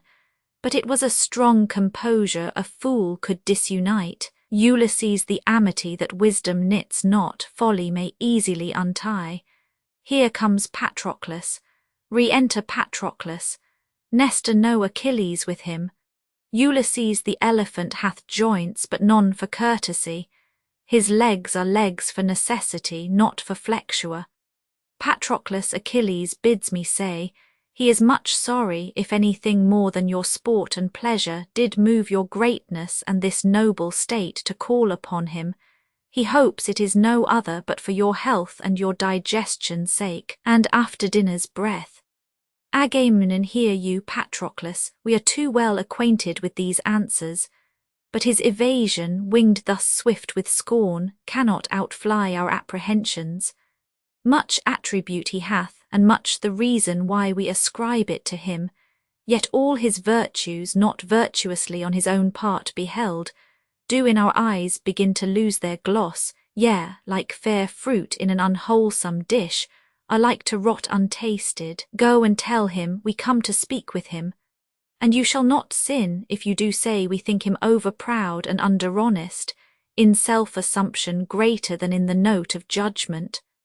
And worthier than himself here tend the savage strangeness he puts on, disguise the holy strength of their command, and underwrite in an observing kind his humorous predominance. Yea, watch his pettish loons, his ebbs, his flows, as if the passage and whole carriage of this action rode on his tide. Go tell him this, and add that if he overhold his price so much, will none of him, but let him like an engine not portable lie under this report. Bring action hither, this cannot go to war, a stirring dwarf we do allowance give before a sleeping giant. Tell him so, Patroclus I shall, and bring his answer presently. Exit. Agamemnon in second voice will not be satisfied, we come to speak with him. Ulysses, enter you. Exit Ulysses. Ajax, what is he more than another? Agamemnon no more than what he thinks he is. Ajax, is he so much? Do you not think he thinks himself a better man than I am? Agamemnon, no question. Ajax, will you subscribe his thought and say he is? Agamemnon, no, noble Ajax, you are as strong, as valiant, as wise, no less noble, much more gentle, and altogether more tractable. Ajax, why should a man be proud? How doth pride grow? I know not what pride is. Agamemnon, your mind is the clearer, Ajax, and your virtues the fairer. He that is proud eats up himself. Pride is his own glass, his own trumpet, his own chronicle, and whatever praises itself but in the deed devours the deed in the praise. Ajax, I do hate a proud man as I hate the engendering of toads. Nestor, yet he loves himself, is't not strange? Aside, re-enter Ulysses. Ulysses Achilles will not to the field tomorrow. Agamemnon, what's his excuse? Ulysses he doth rely on none, but carries on the stream of his dispose without observance or respect of any, in will peculiar and in self-admission. Agamemnon, why will he not upon our fair request untent his person and share the air with us? Ulysses things small as nothing, for request's sake only, he makes important. Possessed he is with greatness, and speaks not to himself, but with a pride that quarrels at self-breath. Imagined worth holds in his blood such swoln and hot discourse, that twixt his mental and his active parts kingdomed Achilles in commotion rages and batters down himself. What should I say? He is so plaguy proud that the death tokens of it cry no recovery. Agamemnon, let Ajax go to him. Dear lord, go you and greet him in his tent. 'Tis said he holds you well, and will be led at your request a little from himself. Ulysses, O Agamemnon, let it not be so. We'll consecrate the steps that Ajax makes when they go from Achilles. Shall the proud lord that bastes his arrogance with his own seem and never suffers matter of the world enter his thoughts, save such as do revolve and ruminate himself, shall he be worshipped of that we hold an idol more than he? No, this thrice worthy and right valiant lord must not so stale his palm, nobly acquired, nor by my will subjugate his merit, as amply titled as Achilles is, by going to Achilles. That were to enlard his fat already pride and add more coals to cancer when he burns with entertaining great Hyperion. This lord go to him, Jupiter forbid, and say in thunder, Achilles go to him. Nestor aside to Diomedes, oh, this is well, he rubs the vein of him. Diomedes aside to Nestor, and how his silence drinks up this applause. Ajax, if I go to him, with my armed fist I'll pash him o'er the face. Agamemnon, oh no, you shall not go. Ajax, and be proud with me, I'll feeze his pride. Let me go to him, Ulysses, not for the worth that hangs upon our quarrel. Ajax, a paltry, insolent fellow, Nestor, how he describes himself. Ajax, can he not be sociable? Ulysses, the raven, chides blackness. Ajax, I'll let his humours blood. Agamemnon, he will be the physician that should be the patient. Ajax, an all men were o' my mind, Ulysses' wit would be out of fashion. Ajax, should not bear it so, should eat swords first, shall pride carry it? Nestor, and 'twould, you'ld carry half. Ulysses would have 10 shares. Ajax, I will knead him, I'll make him supple. Nestor, he's not yet through warm, force him with praises, pour in, his ambition is dry. Ulysses to Agamemnon, my lord, you feed too much on this dislike. Nestor, our noble general, do not do so. Diomedes, you must prepare to fight without Achilles. Ulysses, why, 'tis this naming of him does him harm. Here is a man, but 'tis before his face I will be silent. Nestor, wherefore should you so? He is not emulous as Achilles is. Ulysses, know the whole world he is as valiant. Ajax, a whoreson dog that shall pelter thus with us. Would he were a Trojan. Nestor, what a vice were it in Ajax now. Ulysses, if he were proud. Diomedes, or covetous of praise. Ulysses, I, or surly born. Diomedes, or strange, or self-affected. Ulysses, thank the heavens, Lord, thou art of sweet composure. Praise him that got thee, she that gave thee. Suck, famed be thy tutor, and thy parts of nature thrice famed beyond all erudition. But he that disciplined thy arms to fight, let Mars divide eternity in twain and give him half. And for thy vigour, bull-bearing Milo his addition, yield to sinewy Ajax. I will not praise thy wisdom, which, like a bourne pale ashore, confines thy spacious and dilated parts. Here's Nestor. Instructed by the antiquary times, he cannot but be wise. Put pardon, Father Nestor, were your days as green as Ajax and your brains so tempered, you should not have the eminence of him, but be as Ajax. Ajax shall I call you father, Nestor I, my good son. Diomedes be ruled by him, Lord Ajax. Ulysses, there is no tarrying here, the heart Achilles keeps thicket. Please it our great general to call together all his state of war. Fresh kings are come to Troy. Tomorrow we must with all our main of power stand fast. And here's a lord, come knights from east to west, and cull their flower, Ajax shall cope the best. Agamemnon, go we to council, let Achilles sleep, light boats sail swift, though greater hulks draw deep. Exeunt. Act Roman 3 Scene I Troy, Priam's palace, enter a servant and Pandarus. Pandarus, friend, you, pray you a word, do not you follow the young Lord Paris. Servant I, sir, when he goes before me. Pandarus, you depend upon him, I mean. Servant, sir, I do depend upon the Lord. Pandarus, you depend upon a noble gentleman, I must needs praise him. The servant, the Lord be praised. Pandarus, you know me, do you not? Servant, faith, sir, superficially. Pandarus, friend, know me better, I am the Lord Pandarus. Servant, I hope I shall know your honour better.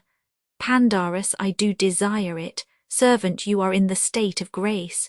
Pandarus, grace, not so, friend, honour and lordship are my titles. Music within, what music is this? Servant, I do but partly know, sir, it is music in parts. Pandarus, know you the musicians? Servant, wholly, sir. Pandarus, who play they to?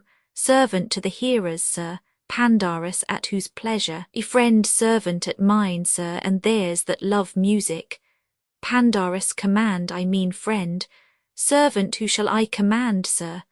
Pandarus, friend, we understand not one another. I am too courtly and thou art too cunning. At whose request do these men play? Servant, that's tot indeed, sir. Marry, sir, at the request of Paris, my lord, who's there in person. With him the mortal Venus, the heart-blood of beauty, love's invisible soul. Pandarus, who, my cousin Cressida. Servant, no, sir, Helen. Could you not find out that by her attributes?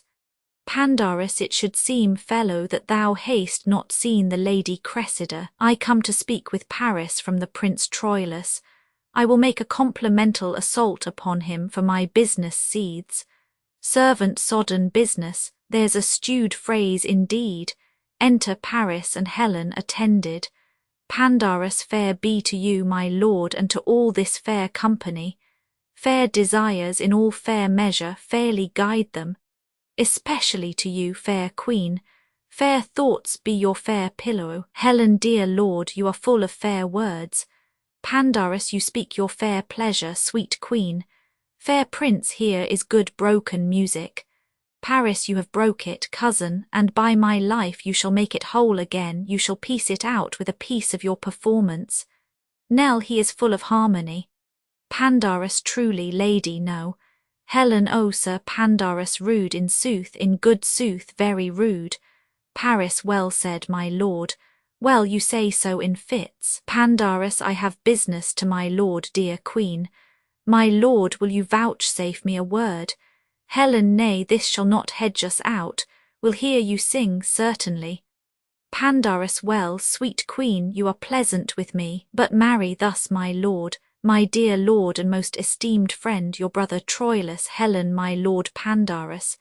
Honey, sweet lord Pandarus, go to, sweet queen, to go. Commends himself most affectionately to you. Helen, you shall not bob us out of our melody. If you do, our melancholy upon your head. Pandarus, sweet queen, that's a sweet queen, I faith. Helen, and to make a sweet lady sad is a sour offence. Pandarus, nay, that shall not serve your turn, that shall not in truth la. Nay, I care not for such words, no, no. And my lord, he desires you that if the king call for him at supper, you will make his excuse. Helen, my lord Pandarus, Pandarus, what says my sweet queen, my very, very sweet queen? Paris, what exploits in hand? Where sups he tonight? Helen, nay, but my lord Pandarus, what says my sweet queen? My cousin will fall out with you. You must not know where he sups. Paris, I'll lay my life with my disposer Cressida. Pandarus, no, no, no such matter, you are wide. Come, your disposer is sick. Paris, well, I'll make excuse. Pandarus, I, good my lord, why should you say Cressida? No, your poor disposer's sick. Paris, I spy. Pandarus, you spy, what do you spy? Come, give me an instrument. Now, sweet queen. Helen, why, this is kindly done. Pandarus, my niece is horribly in love with a thing you have, sweet queen. Helen, she shall have it, my lord, if it be not my lord Paris. Pandarus, he, no, she'll none of him, they two are twain. Helen, falling in after falling out may make them three. Pandarus, come, come, I'll hear no more of this, I'll sing you a song now. Helen, I, prithee now, by my troth, sweet lord, thou hast a fine forehead. Pandarus, I, you may. Helen, let thy song be love, this love will undo us all. O Cupid, Cupid, Cupid. Pandarus, love, I that it shall, I faith. Paris, I, good now, love, love, nothing but love. Pandarus, in good troth it begins so, sings, love, love, nothing but love still more. For oh, love's bow shoots buck and doe, the shaft confounds, not that it wounds, but tickles still the sore. These lovers cry oh, oh, they die, yet that which seems the wound to kill doth turn oh, oh, to ha, ha, he so dying love lives still. Oh, oh, a while, but ha, ha, ha, oh, oh, groans out for ha, ha, ha, hey ho. Helen in love, I faith, to the very tip of the nose. Paris, he eats nothing but doves, love, and that breeds hot blood, and hot blood begets hot thoughts, and hot thoughts beget hot deeds, and hot deeds is love. Pandarus, is this the generation of love? Hot blood, hot thoughts, and hot deeds.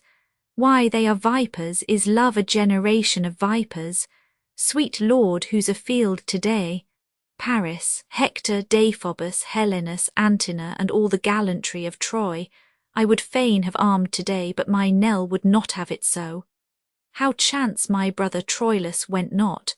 Helen, he hangs the lip at something, you know all, Lord Pandarus. Pandarus, not I, honey-sweet queen, I long to hear how they sped today. You'll remember your brother's excuse, Paris to a hair. Pandarus, farewell, sweet queen. Helen, commend me to your niece. Pandarus, I will, sweet queen. Exit, a retreat sounded. Paris, they come from field. Let us to Priam's hall to greet the warriors. Sweet Helen, I must woo you to help unarm our Hector. His stubborn buckles, with these your white enchanting fingers touched, shall more obey than to the edge of steel or force of Greekish sinews. You shall do more than all the island kings, disarm great Hector. Helen, 'twill make us proud to be his servant, Paris. Yea, what he shall receive of us in duty, gives us more palm in beauty than we have, yea, overshines ourself. Paris, sweet, above thought I love thee. Exeunt, scene Roman 2 the same, Pandarus orchard. Enter Pandarus and Troilus boy meeting. Pandarus, how now, where's thy master? At my cousin Cressida's. Boy, no, sir, he stays for you to conduct him thither. Pandarus, oh, here he comes, enter Troilus. How now, Troilus, sirrah, walk off. Exit boy. Pandarus, have you seen my cousin? Troilus, no, Pandarus, I stalk about her door, like a strange soul upon the Stygian bank staying for waftage. Oh, be thou my Charon, and give me swift transportance to those fields where I may wallow in the lily beds proposed for the deserver. O gentle Pandarus, from Cupid's shoulder pluck his painted wings and fly with me to Cressida. Pandarus, walk here I the orchard, I'll bring her straight. Exit. Troilus, I am giddy, expectation whirls me round, the imaginary relish is so sweet that it enchants my sense. What will it be, when that the watery palate tastes indeed love's thrice repured nectar?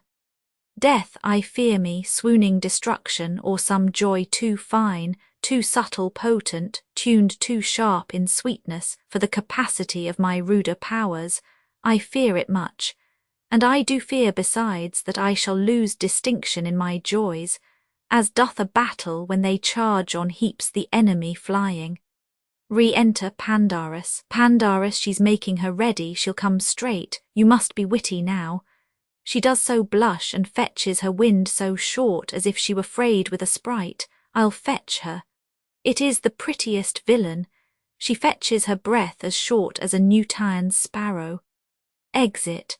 Troilus, even such a passion doth embrace my bosom. My heart beats thicker than a feverous pulse, and all my powers do their bestowing lose, like vassalage at unawares encountering the eye of majesty. Re-enter Pandarus with Cressida. Pandarus, come, come, what need you blush? Shame's a baby. Here she is now, swear the oaths now to her that you have sworn to me. What, are you gone again? You must be watched ere you be made tame, must you? Come your ways, and you draw backward, we'll put you i' the fills. Why do you not speak to her? Come, draw this curtain, and let's see your picture. Alas the day, how loath you are to offend daylight, and 'twere dark you'ld close sooner. So, rub on and kiss the mistress. How now, a kiss in fee farm? Build there, carpenter, the air is sweet. Nay, you shall fight your hearts out ere I part you. The falcon as the tercel, for all the ducks eye the river. Go to. Troilus, you have bereft me of all words, lady.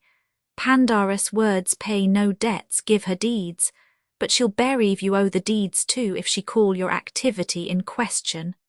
What billing again? Here's in witness whereof the parties interchangeably. Come in, I'll go get a fire. Exit. Cressida, will you walk in, my lord? Troilus, O Cressida, how often have I wished me thus? Cressida wished, my lord, the gods grant, O my lord. Troilus, what should they grant? What makes this pretty abruption? What too curious dreg espies my sweet lady in the fountain of our love? Cressida more dregs than water if my fears have eyes. Troilus' fears make devils of cherubins, they never see truly. Cressida blind fear that seeing reason leads, finds safer footing than blind reason stumbling without fear. To fear the worst oft cures the worse. Troilus, oh, let my lady apprehend no fear. In all Cupid's pageant there is presented no monster.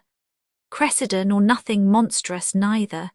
Troilus nothing but our undertakings, when we vow to weep seas, live in fire, eat rocks, tame tigers, thinking it harder for our mistress to devise imposition enough than for us to undergo any difficulty imposed. This is the monstruosity in love, lady, that the will is infinite and the execution confined, that the desire is boundless and the act a slave to limit. Cressida, they say all lovers swear more performance than they are able, and yet reserve an ability that they never perform, vowing more than the perfection of 10, and discharging less than the 10th part of 1. They that have the voice of lions and the act of hares, are they not monsters? Troilus, are there such? Such are not we. Praise us as we are tasted, allow us as we prove. Our head shall go bare till merit crown it. No perfection in reversion shall have a praise in present. We will not name desert before his birth, and being born his addition shall be humble. Few words to fair faith, Troilus shall be such to Cressid as what envy can say worst shall be a mock for his truth, and what truth can speak truest not truer than Troilus. Cressida, will you walk in, my lord? Re-enter Pandarus. Pandarus, what, blushing still? Have you not done talking yet? Cressida, well, uncle, what folly I commit I dedicate to you. Pandarus, I thank you for that. If my lord get a boy of you, you'll give him me. Be true to my lord, if he flinch, chide me for it. Troilus, you know now your hostages, your uncle's word and my firm faith. Pandarus, nay, I'll give my word for her too. Our kindred, though they be long ere they are wooed, they are constant being one. They are burrs. I can tell you they'll stick where they are thrown. Cressida, boldness comes to me now and brings me heart. Prince Troilus, I have loved you night and day, for many weary months. Troilus, why was my Cressid then so hard to win? Cressida hard to seem one. But I was won, my lord, with the first glance that ever, pardon me if I confess much, you will play the tyrant. I love you now, but not till now so much but I might master it, in faith I lie. My thoughts were like unbridled children, grown too headstrong for their mother. See, we fools, why have I blabbed? Who shall be true to us, when we are so unsecret to ourselves? But though I loved you well, I wooed you not. And yet, good faith, I wished myself a man, or that we women had men's privilege of speaking first. Sweet, bid me hold my tongue, for in this rapture I shall surely speak the thing I shall repent. See, your silence, cunning in dumbness, from my weakness draws my very soul of counsel. Stop my mouth, Troilus, and shall, albeit sweet music issues thence. Pandarus pretty, I faith, Cressida my lord, I do beseech you pardon me, 'twas not my purpose thus to beg a kiss, I am ashamed. O heavens, what have I done? For this time will I take my leave, my lord, Troilus your leave, sweet Cressid, Pandarus leave, and you take leave till tomorrow morning, Cressida pray you content you. Troilus, what offends you, lady? Cressida, sir, mine own company. Troilus, you cannot shun yourself. Cressida, let me go and try. I have a kind of self resides with you, but an unkind self that itself will leave to be another's fool. I would be gone, where is my wit? I know not what I speak. Troilus, well know they what they speak that speak so wisely. Cressida, perchance, my lord, I show more craft than love, and fell so roundly to a large confession to angle for your thoughts. But you are wise, or else you love not, for to be wise and love exceeds man's might, that dwells with gods above. Troilus, oh, that I thought it could be in a woman, as if it can, I will presume in you to feed for aye her ramp and flames of love, to keep her constancy in plight and youth, outliving beauty's outward, with a mind that doth renew swifter than blood decays. Or that persuasion could but thus convince me that my integrity and truth to you might be affronted with the match and weight of such a winnowed purity in love. How were I then uplifted? But alas, I am as true as truth's simplicity, and simpler than the infancy of truth.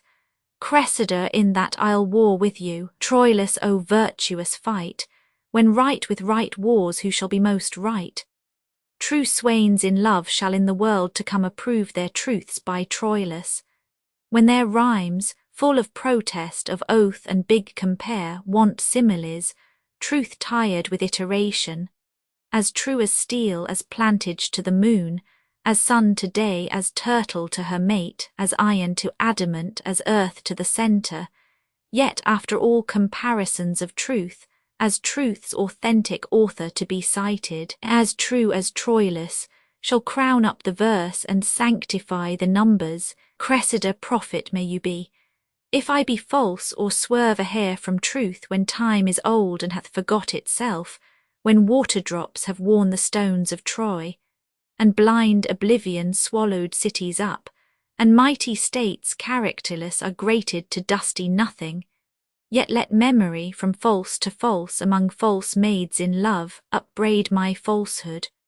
When they've said as false as air, as water, wind, or sandy earth, as fox to lamb, as wolf to heifer's calf, pard to the hind, or stepdame to her son, yea, let them say to stick the heart of falsehood as false as Cressid. Pandarus, go to a bargain made, seal it, I'll be the witness. Here I hold your hand, here my cousins. If ever you prove false one to another, since I have taken such pains to bring you together, let all pitiful goers between be called to the world's end after my name, call them all Pandars, let all constant men be Troiluses, all false women Cressids, and all brokers between Pandars. Say Amen, Troilus Amen, Cressida Amen, Pandarus Amen. Whereupon I will show you a chamber with a bed, which bed, because it shall not speak of your pretty encounters, press it to death, away. And Cupid grant all tongue-tied maidens here bed, chamber, Pandar to provide this gear, exeunt, scene Roman 3 the Grecian camp, before Achilles' tent. Enter Agamemnon, Ulysses, Diomedes, Nestor, Ajax, Menelaus, and Calchas. Calchas now, princes, for the service I have done you. The advantage of the time prompts me aloud to call for recompense. Appear it to your mind that, through the sight I bear in things to love, I have abandoned Troy, left my possession, incurred a traitor's name, exposed myself from certain and possessed conveniences to doubtful fortunes, sequestering from me all that time acquaintance, custom, and condition made tame and most familiar to my nature, and here, to do you service, am become as new into the world, strange, unacquainted. I do beseech you, as in way of taste, to give me now a little benefit, out of those many registered in promise, which, you say, live to come in my behalf.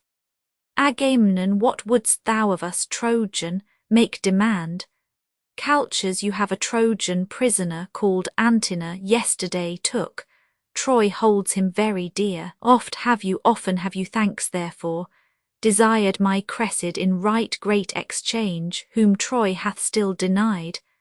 But this Antenor, I know, is such a rest in their affairs that their negotiations all must slack, wanting his manage, and they will almost give us a prince of blood, a son of Priam, in change of him.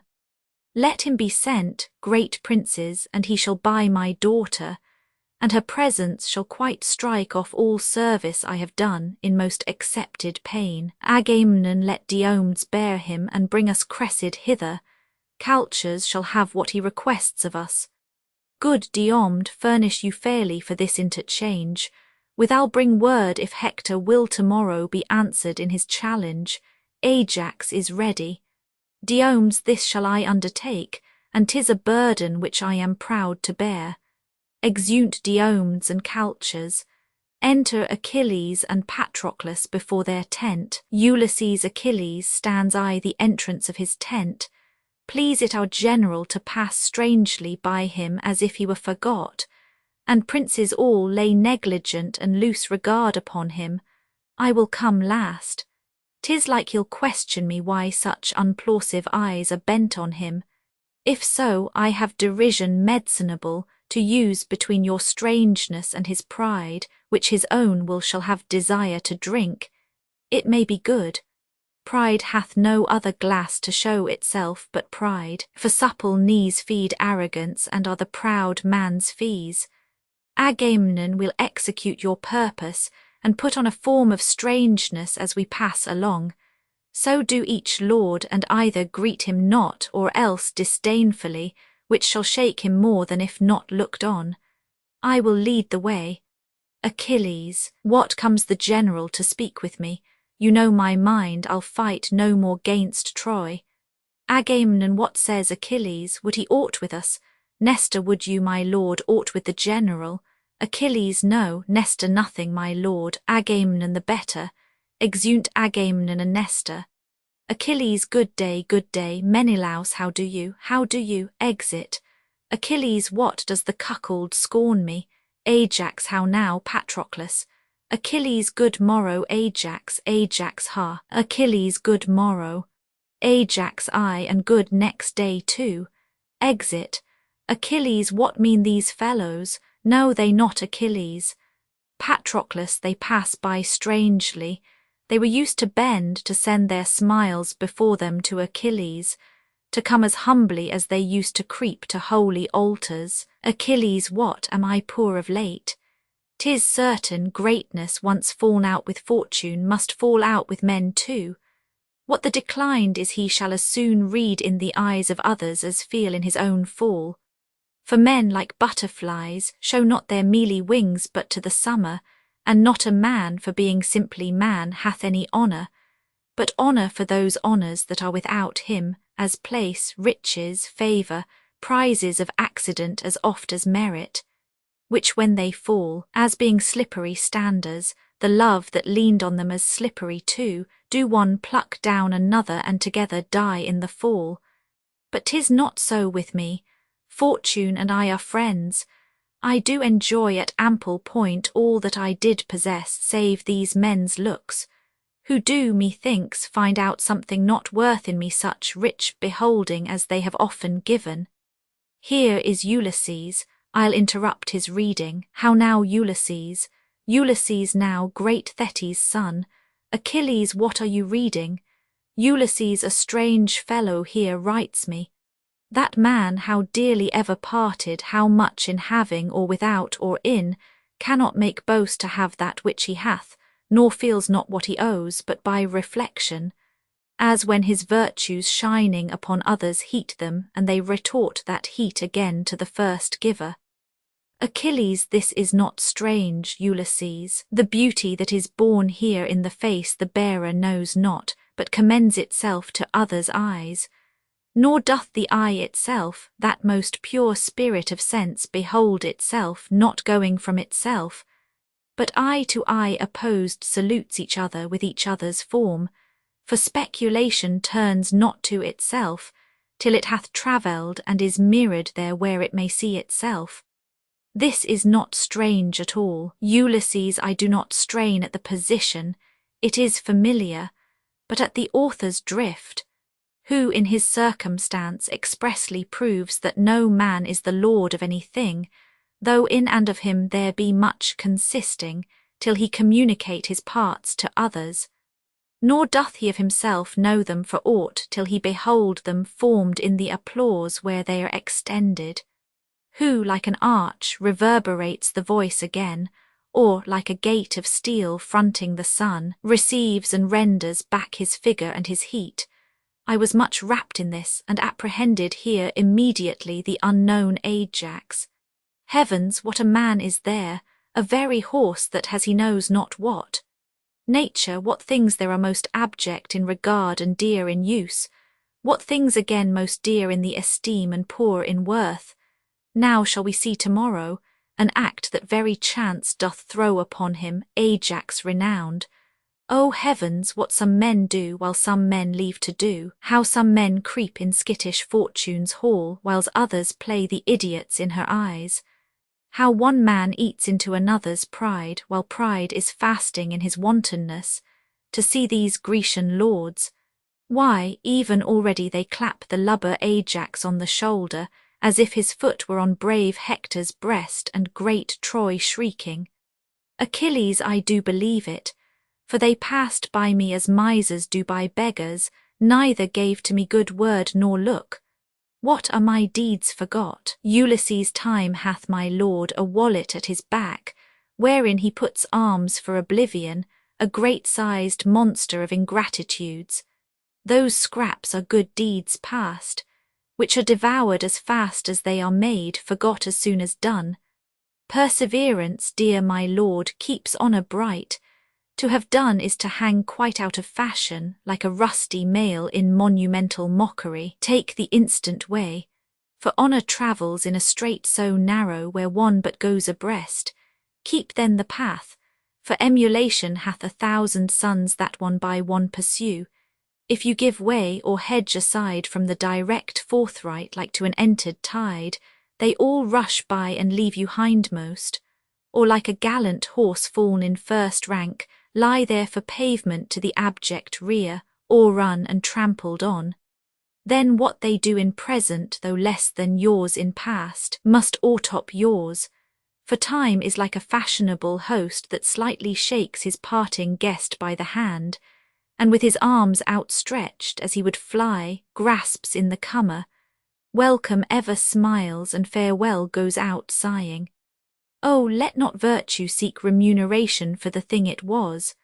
For beauty, wit, high birth, vigour of bone, desert in service, love, friendship, charity, are subjects all to envious and calumniating time. One touch of nature makes the whole world kin, that all with one consent praise new-born gauds, though they are made and moulded of things past, and give to dust that is a little guilt more laud than guilt or dusted. The present eye praises the present object. Then marvel not, thou great and complete man, that all the Greeks begin to worship Ajax, since things in motion sooner catch the eye than what not stirs. The cry went once on thee, and still it might, and yet it may again, if thou wouldst not entomb thyself alive, and case thy reputation in thy tent, whose glorious deeds, but in these fields of late, made emulous missions mongst the gods themselves, and drave great Mars to faction. Achilles, of this my privacy I have strong reasons. Ulysses, but 'gainst your privacy, the reasons are more potent and heroical. 'Tis known, Achilles, that you are in love with one of Priam's daughters. Achilles, known. Ulysses, is that a wonder?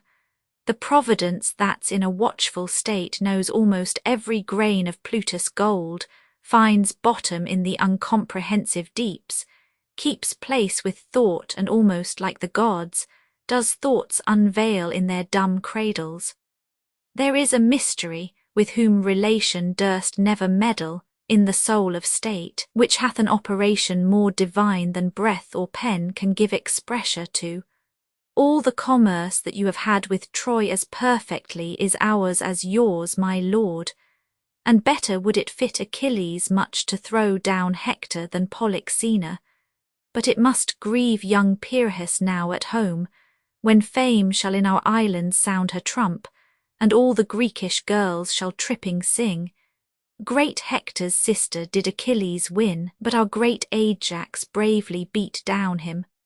Farewell, my lord, I as your lover speak, the fool slides o'er the ice that you should break. Exit. Patroclus, to this effect, Achilles, have I moved you. A woman impudent and mannish grown is not more loathed than an effeminate man in time of action. I stand condemned for this. They think my little stomach to the war, and your great love to me restrains you thus.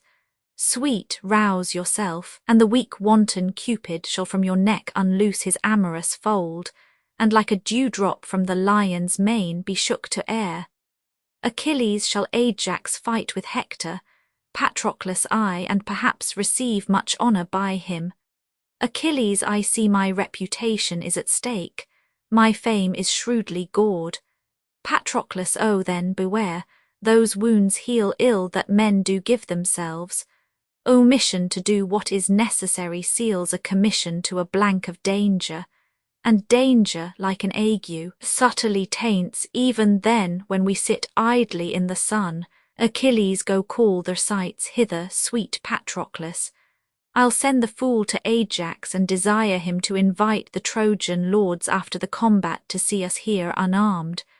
I have a woman's longing and appetite that I am sick withal, to see great Hector in his weeds of peace, to talk with him and to behold his visage even to my full of view.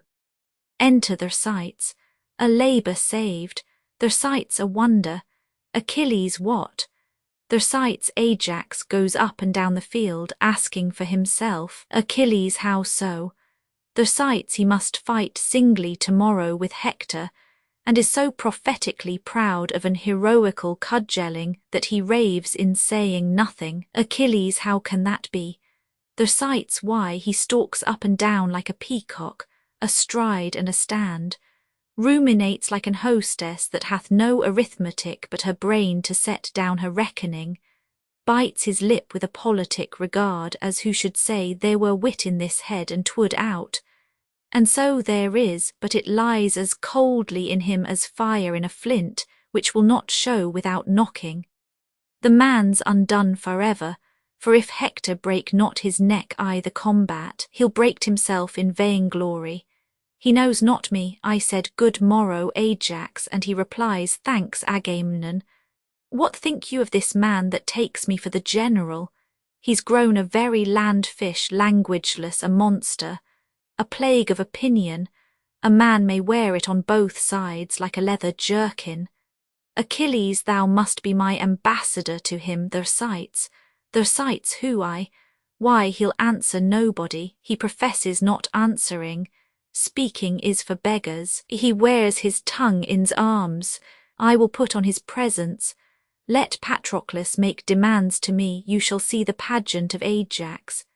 Achilles to him, Patroclus, tell him I humbly desire the valiant Ajax to invite the most valorous Hector to come unarmed to my tent, and to procure safe conduct for his person of the magnanimous and most illustrious 6 or 7 times honoured Captain General of the Grecian army, Agamemnon, etc. Do this. Patroclus, Jove bless great Ajax. Thersites hum. Patroclus, I come from the worthy Achilles. Thersites ha. Patroclus, who most humbly desires you to invite Hector to his tent. Thersites hum.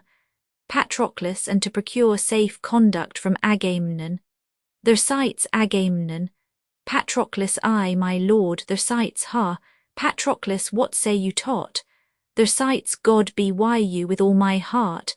Patroclus, your answer, sir. Thersites, if tomorrow be a fair day, by 11 o'clock it will go one way or other. Howsoever he shall pay for me ere he has me. Patroclus, your answer, sir.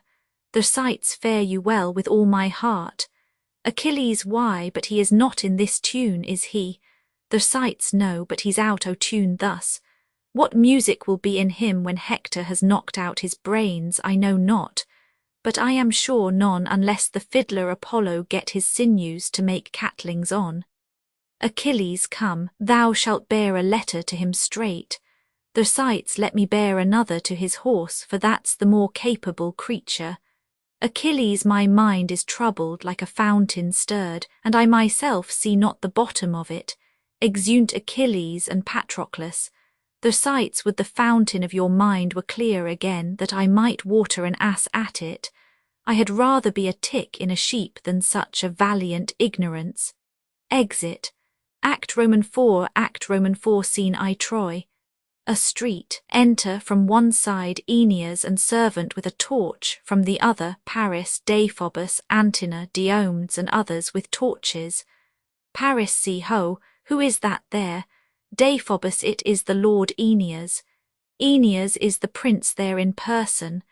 Had I so good occasion to lie long as you, Prince Paris, nothing but heavenly business should rob my bedmate of my company. Diomedes, that's my mind too. Good morrow, Lord Aeneas. Paris, a valiant Greek. Aeneas, take his hand, witness the process of your speech, wherein you told how Diomed a whole week by days did haunt you in the field. Aeneas, health to you, valiant sir, during all question of the gentle truce. But when I meet you armed as black defiance as heart can think or courage execute. Diomedes the one and other Diomed embraces. Our bloods are now in calm, and so long health. But when contention and occasion meet, by Jove, I'll play the hunter for thy life with all my force, pursuit and policy. Aeneas, and thou shalt hunt a lion that will fly with his face backward.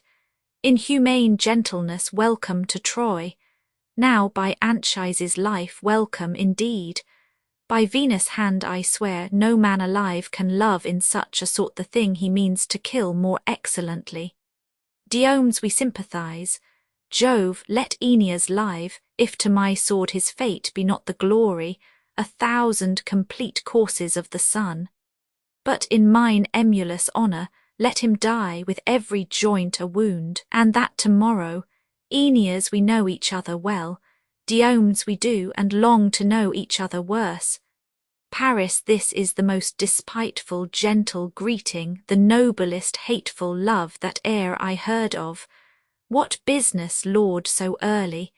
Aeneas I was sent for to the king, but why I know not. Paris, his purpose meets you.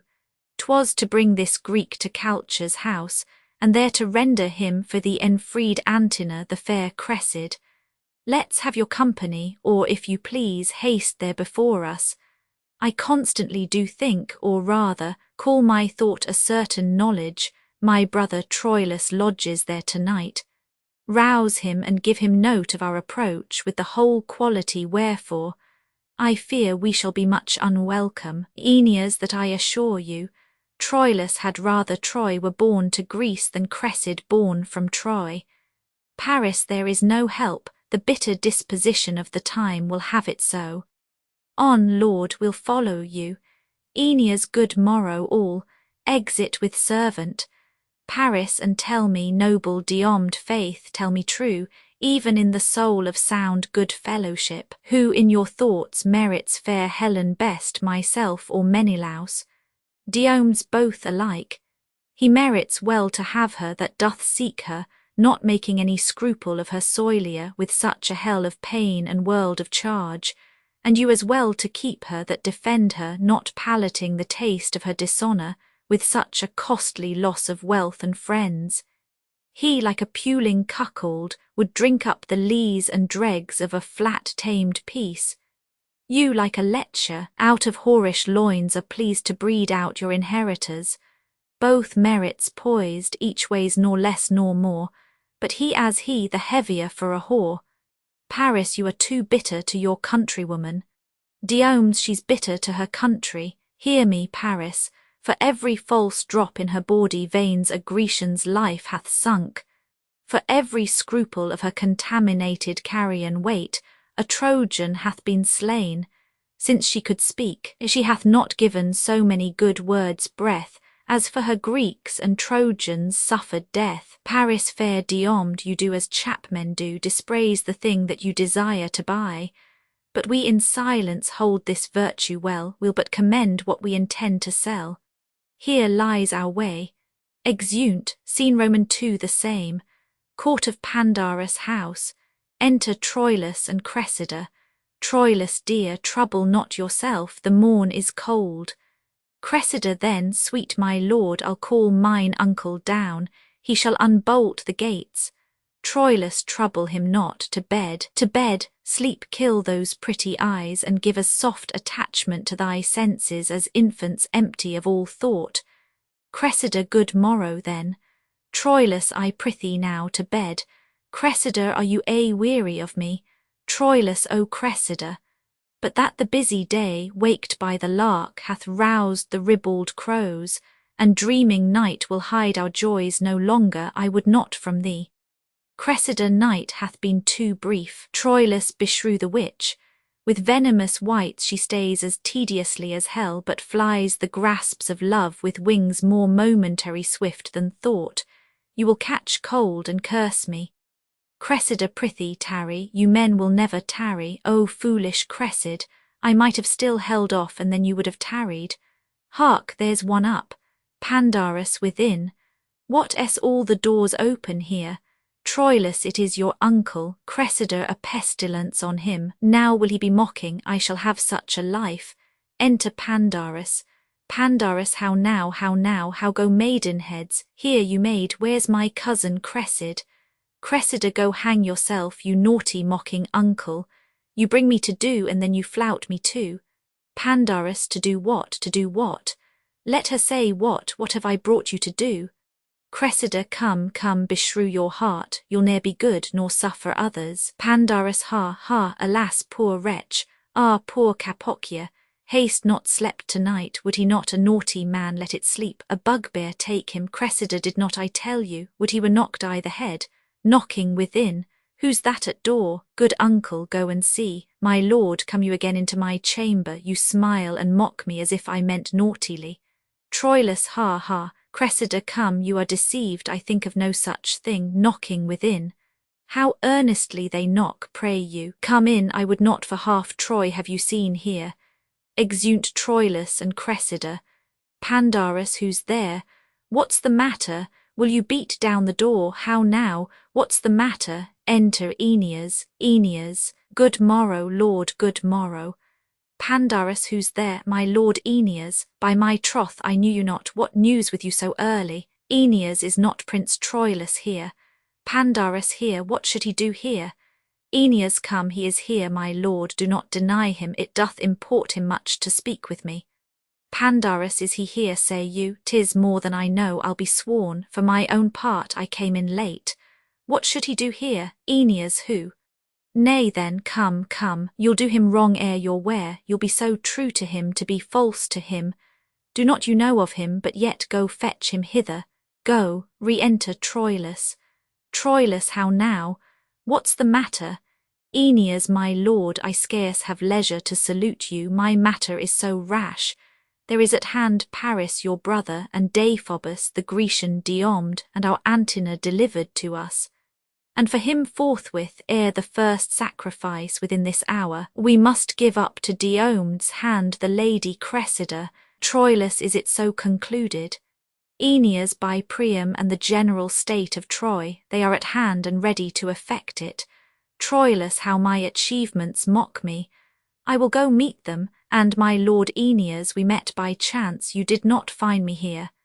Aeneas, good, good my lord, the secrets of nature have not more gift in taciturnity. Exeunt Troilus and Aeneas. Pandarus is't possible, no sooner got but lost. The devil take Antenor, the young prince will go mad, a plague upon Antenor, I would they had broke neck. Re-enter Cressida. Cressida, how now, what's the matter, who was here? Pandarus, Cressida, why sigh you so profoundly? Where's my lord gone? Tell me, sweet uncle, what's the matter? Pandarus, would I were as deep under the earth as I am above. Cressida, O the gods, what's the matter? Pandarus, prithee get thee in, would thou hadst ne'er been born, I knew thou wouldst be his death. O poor gentleman, a plague upon Antenor. Cressida, good uncle, I beseech you, on my knees I beseech you, what's the matter? Pandarus, thou must be gone, wench, thou must be gone, thou art changed for Antenor. Thou must to thy father and be gone from Troilus. 'Twill be his death, 'twill be his bane, he cannot bear it. Cressida, O you immortal gods, I will not go. Pandarus, thou must. Cressida, I will not, uncle, I have forgot my father. I know no touch of consanguinity, no kin, no love, no blood, no soul so near me as the sweet Troilus. O you gods divine, make Cressida's name the very crown of falsehood if ever she leave Troilus. Time, force, and death do to this body what extremes you can, but the strong base and building of my love is as the very centre of the earth, drawing all things to it. I'll go in and weep, Pandarus, do. Cressida, tear my bright hair and scratch my praised cheeks, crack my clear voice with sobs, and break my heart with sounding Troilus. I will not go from Troy. Exeunt, scene Roman 3 the same, street before Pandarus' house. Enter Paris, Troilus, Aeneas, Deiphobus, Antenor, and Diomedes. Paris, it is great morning, and the hour prefixed of her delivery to this valiant Greek comes fast upon. Good my brother Troilus, tell you the lady what she is to do, and haste her to the purpose. Troilus, walk into her house, I'll bring her to the Grecian presently, and to his hand when I deliver her, think it an altar, and thy brother Troilus a priest, there offering to it his own heart. Exit. Paris, I know what 'tis to love, and would, as I shall pity, I could help. Please you walk in, my lords. Exeunt, scene Roman 4 the same, Pandarus' house. Enter Pandarus and Cressida. Pandarus, be moderate, be moderate. Cressida, why tell you me of moderation? The grief is fine, full, perfect, that I taste, and violenteth in a sense as strong as that which causeth it. How can I moderate it? If I could temporize with my affection, or brew it to a weak and colder palate, the like allayment could I give my grief. My love admits no qualifying dross, no more my grief in such a precious loss. Pandarus, here he comes, enter Troilus. Ah, sweet ducks, Cressida, O Troilus, Troilus, embracing him. Pandarus, what a pair of spectacles is here, let me embrace too. O heart, as the goodly saying is, O heart, heavy heart, why sighst thou without breaking? Where he answers again, because thou canst not ease thy smart by friendship nor by speaking. There was never a truer rhyme. Let us cast away nothing, for we may live to have need of such a verse. We see it, we see it. How now, lambs? Troilus, Cressida, I love thee in so strained a purity, that the blessed gods, as angry with my fancy, more bright in zeal than the devotion which cold lips blow to their deities, take thee from me. Cressida, have the gods envy. Pandarus, I, 'tis too plain a case. Cressida, and is it true that I must go from Troy? Troilus, a hateful truth. Cressida, what, and from Troilus too? Troilus, from Troy and Troilus. Cressida, is it possible?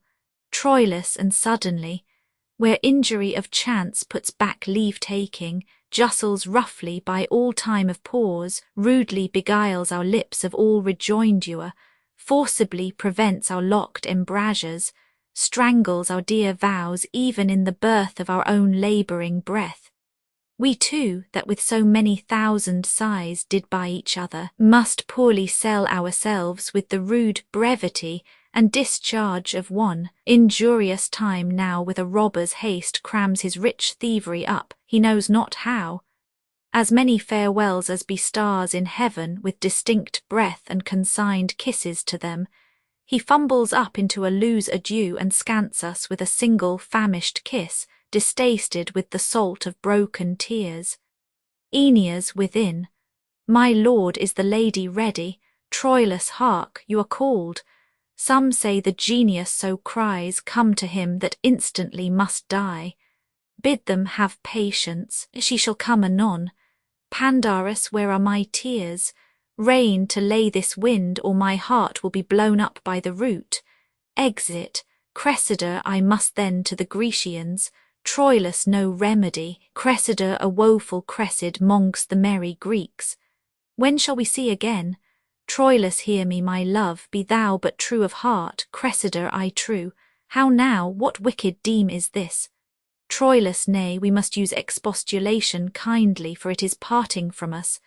I speak not be thou true, as fearing thee, for I will throw my glove to death himself, that there's no maculation in thy heart. But be thou true, say I, to fashion in my sequent protestation, be thou true, and I will see thee. Cressida, oh, you shall be exposed, my lord, to dangers as infinite as imminent, but I'll be true. Troilus, and I'll grow friend with danger. Wear this sleeve. Cressida, and you this glove. When shall I see you? Troilus, I will corrupt the Grecian sentinels to give thee nightly visitation. But yet be true. Cressida, O heavens! Be true again, Troilus. Hear while I speak it, love. The Grecian youths are full of quality. They are loving, well composed with gifts of nature, flowing and swelling all with arts and exercise. How novelty may move and parts with person, alas, a kind of godly jealousy, which, I beseech you, call a virtuous sin, makes me afeard. Cressida, O heavens, you love me not. Troilus, die I a villain then? In this I do not call your faith in question so mainly as my merit. I cannot sing, nor heal the high lavalt, nor sweeten talk, nor play at subtle games, fair virtues all to which the Grecians are most prompt and pregnant.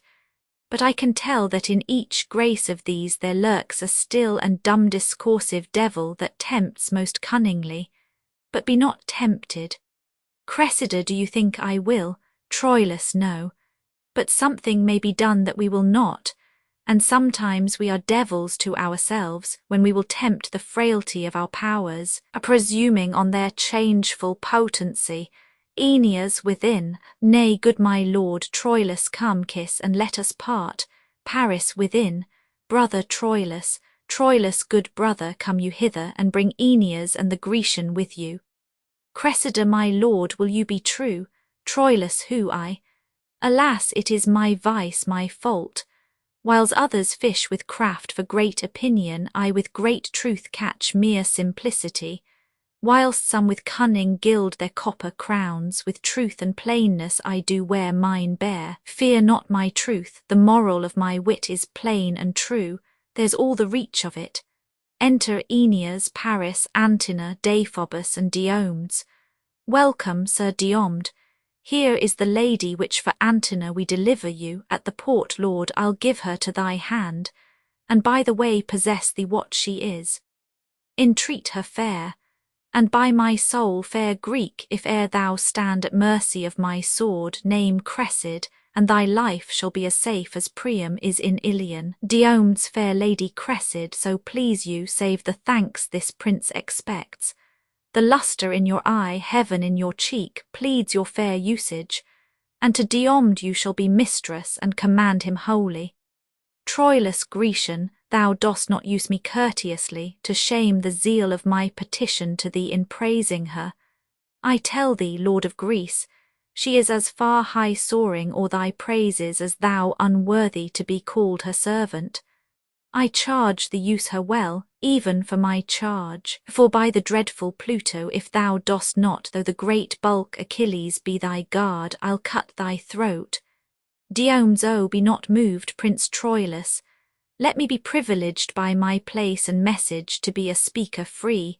When I am hence, I'll answer to my lust, and know you, Lord, I'll nothing do on charge. To her own worth she shall be prized. But that you say bet so, I'll speak it in my spirit and honour, no. Troilus, come to the port. I'll tell thee, Diomedes, this brave shall oft make thee to hide thy head. Lady, give me your hand, and as we walk to our own selves bend we our needful talk. Exeunt Troilus, Cressida, and Diomedes. Trumpet within. Paris, hark, Hector's trumpet. Aeneas, how have we spent this morning? The prince must think me tardy and remiss that saw to ride before him to the field. Paris, 'tis Troilus' fault. Come, come to field with him. Deiphobus, let us make ready straight. Aeneas, yea, with a bridegroom's fresh alacrity, let us address to tend on Hector's heels. The glory of our Troy doth this day lie on his fair worth and single chivalry. Exeunt. Scene V, the Grecian camp. List set out. Enter Ajax armed, Agamemnon, Achilles, Patroclus, Menelaus, Ulysses, Nestor, and others. Agamemnon, here art thou in appointment fresh and fair, anticipating time with starting courage. Give with thy trumpet a loud note to Troy, thou dreadful Ajax, that the appalled air may pierce the head of the great combatant and hail him hither. Ajax, thou trumpet, there's my purse. Now crack thy lungs and split thy brazen pipe. Blow, villain, till thy spurred bias cheek outswell the colic of puffed Aquilon. Come, stretch thy chest and let thy eyes spout blood. Thou blowst for Hector. Trumpet sounds. Ulysses no trumpet answers. Achilles, 'tis but early days. Agamemnon is not yond Diomedes with Calchas' daughter. Ulysses, 'tis he, I ken the manner of his gait. He rises on the toe, that spirit of his in aspiration lifts him from the earth. Enter Diomedes with Cressida. Agamemnon, is this the lady Cressida? Diomedes, even she. Agamemnon, most dearly welcome to the Greeks, sweet lady. Nestor, our general, doth salute you with a kiss. Ulysses, yet is the kindness but particular. 'Twere better she were kissed in general. Nestor, and very courtly counsel, I'll begin. So much for Nestor. Achilles, I'll take what winter from your lips, fair lady. Achilles bids you welcome. Menelaus, I had good argument for kissing once. Patroclus, but that's no argument for kissing now, for this popped Paris in his hardiment and parted thus you and your argument. Ulysses, O deadly gall and theme of all our scorns, for which we lose our heads to gild his horns. Patroclus, the first was Menelaus' kiss. This mine, Patroclus, kisses you. Menelaus, oh, this is trim. Patroclus, Paris, and I kiss evermore for him. Menelaus, I'll have my kiss, sir. Lady, by your leave. Cressida, in kissing, do you render or receive? Patroclus, both take and give. Cressida, I'll make my match to live. The kiss you take is better than you give, therefore no kiss. Menelaus, I'll give you boot, I'll give you 3 for 1. Cressida, you're an odd man, give even or give none. Menelaus, an odd man, lady, every man is odd. Cressida, no, Paris is not, for you know 'tis true that you are odd and he is even with you. Menelaus, you fillip me o' the head. Cressida, no, I'll be sworn. Ulysses, it were no match, your nail against his horn. May I, sweet lady, beg a kiss of you? Cressida, you may. Ulysses, I do desire it. Cressida, why beg then? Ulysses, why then, for Venus' sake, give me a kiss when Helen is a maid again and his? Cressida, I am your debtor, claim it when 'tis due. Ulysses, never's my day, and then a kiss of you. Diomedes, lady, a word, I'll bring you to your father. Exit with Cressida. Nestor, a woman of quick sense. Ulysses, fie, fie upon her.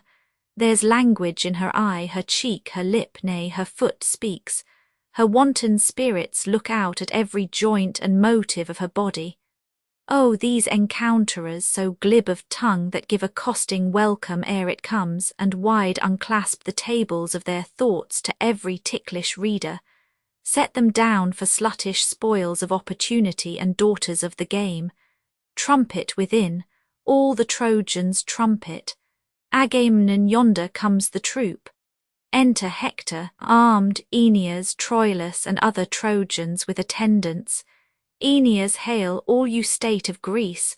What shall be done to him that victory commands? Or do you purpose a victor shall be known?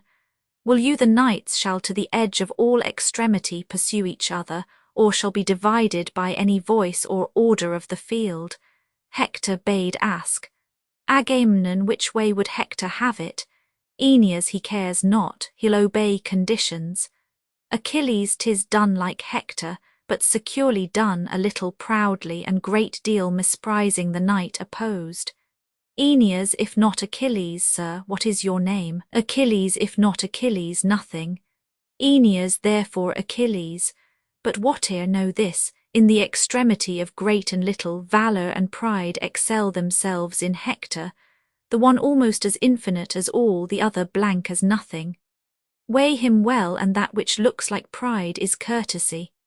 This Ajax is half made of Hector's blood, in love whereof half Hector stays at home, half heart, half hand, half Hector comes to seek this blended knight, half Trojan and half Greek. Achilles a maiden battle then.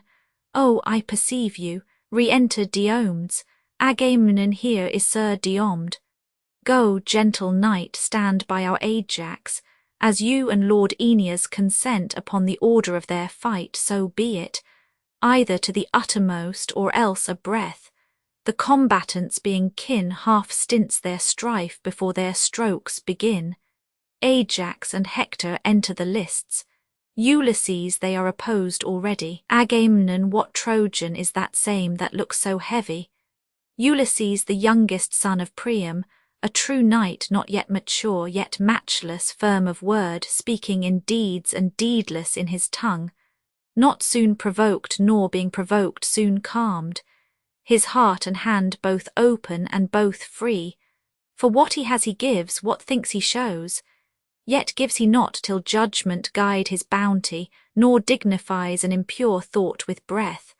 Manly as Hector, but more dangerous, for Hector in his blaze of wrath subscribes to tender objects, but he in heat of action is more vindicative than jealous love. They call him Troilus, and on him erect a second hope as fairly built as Hector. Thus says Aeneas, one that knows the youth even to his inches, and with private soul did in great Ilion thus translate him to me.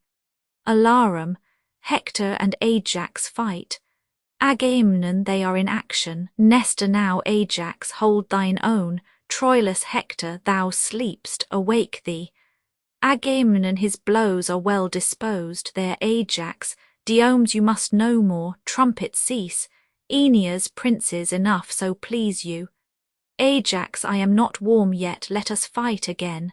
Diomedes, as Hector pleases. Hector, why, then will I no more. Thou art, great lord, my father's sister's son, a cousin german to great Priam's seed. The obligation of our blood forbids a gory emulation twixt us twain. Were thy commixtion Greek and Trojan, so that thou couldst say, this hand is Grecian all, and this is Trojan, the sinews of this leg all Greek, and this all Troy. My mother's blood runs on the dexter cheek, and this sinister bounds in my father's. By Jove multipotent, thou shouldst not bear from me a Greekish member wherein my sword had not impressure made of our rank feud. But the just gods gainsay that any drop thou borrowedst from thy mother, my sacred aunt, should by my mortal sword be drained. Let me embrace thee, Ajax, by him that thunders, thou haste lusty arms. Hector would have them fall upon him thus. Cousin, all honour to thee. Ajax, I thank thee, Hector, thou art too gentle and too free a man. I came to kill thee, cousin, and bear hence a great addition earned in thy death. Hector not Neoptolemus so mirable, on whose bright crest fame with her loudst oys cries, this is he, could promise to himself a thought of added honour torn from Hector.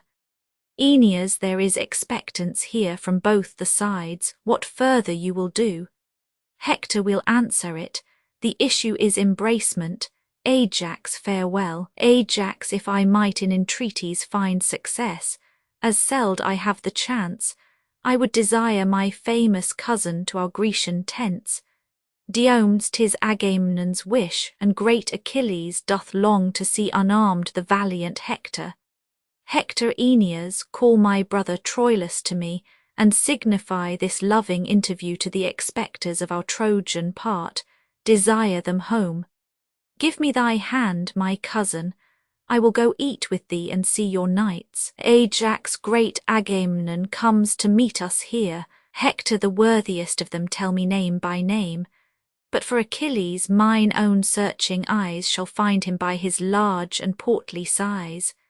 Agamemnon worthy of arms, as welcome as to one that would be rid of such an enemy. But that's no welcome.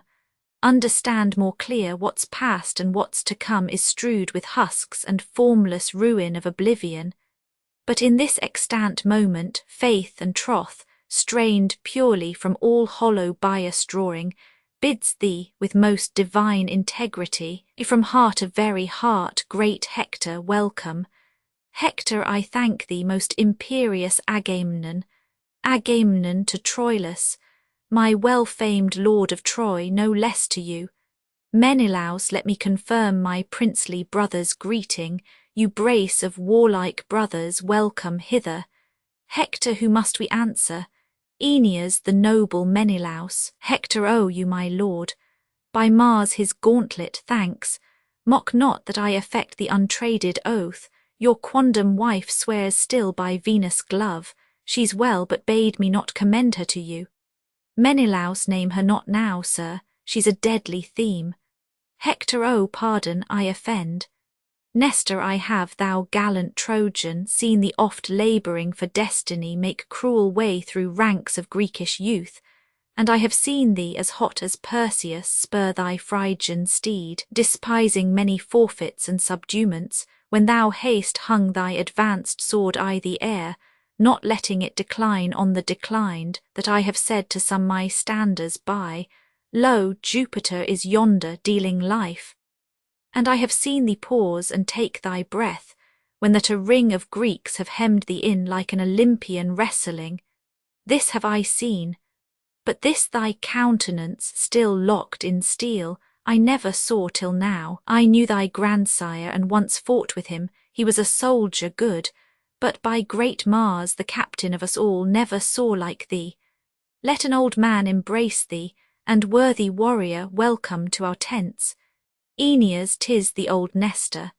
Hector, let me embrace thee, good old chronicle, that hast so long walked hand in hand with time. Most reverend Nestor, I am glad to clasp thee.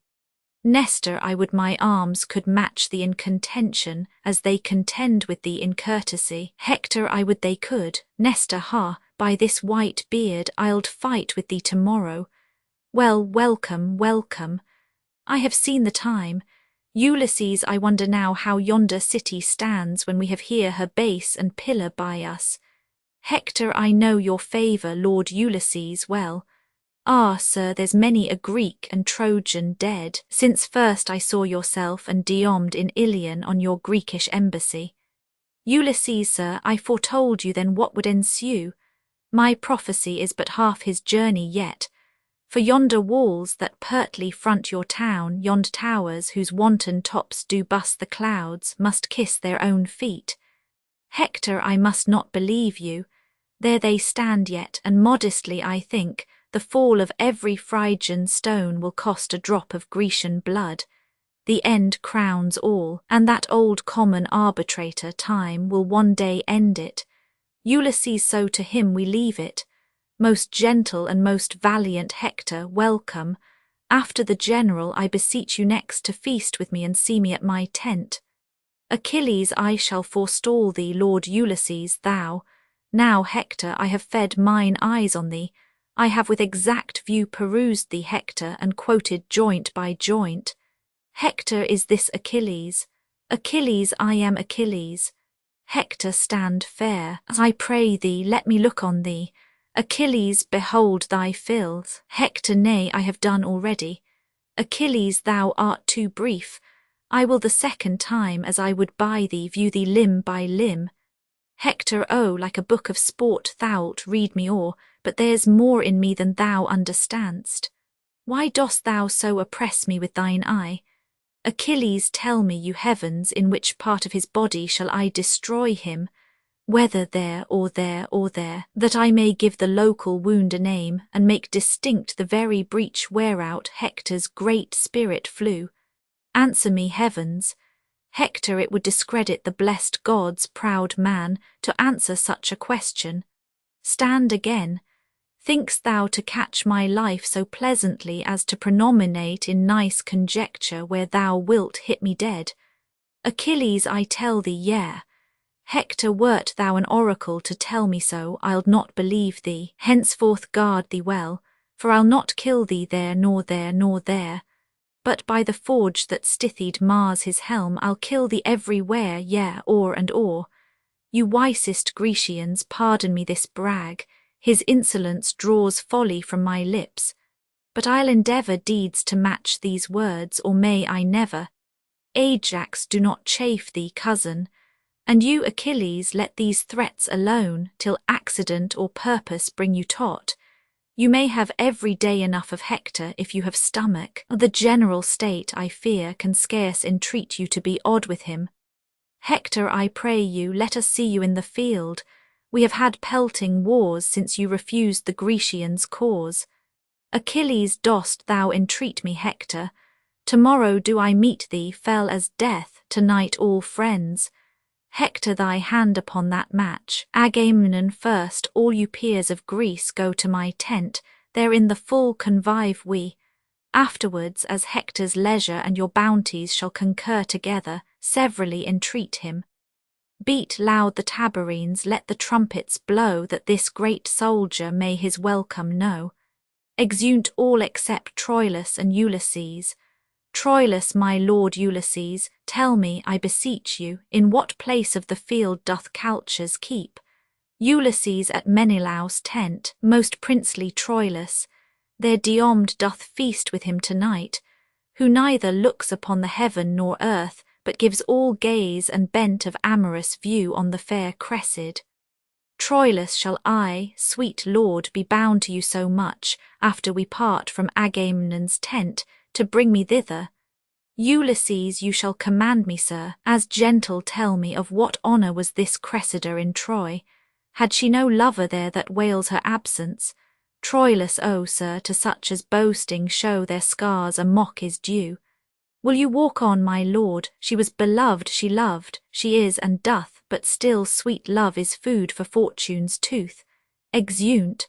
Act v scene I the Grecian camp, before Achilles' tent. Enter Achilles and Patroclus. Achilles, I'll heat his blood with Greekish wine tonight, which with my scimitar I'll cool tomorrow. Patroclus, let us feast him to the height. Patroclus, here comes Thersites. Enter Thersites. Achilles, how now, thou core of envy, thou crusty batch of nature, what's the news? Thersites, why, thou picture of what thou seemest, and idol of idiot worshippers, here's a letter for thee. Achilles, from whence fragment? Thersites, why, thou full dish of fool from Troy? Patroclus, who keeps the tent now?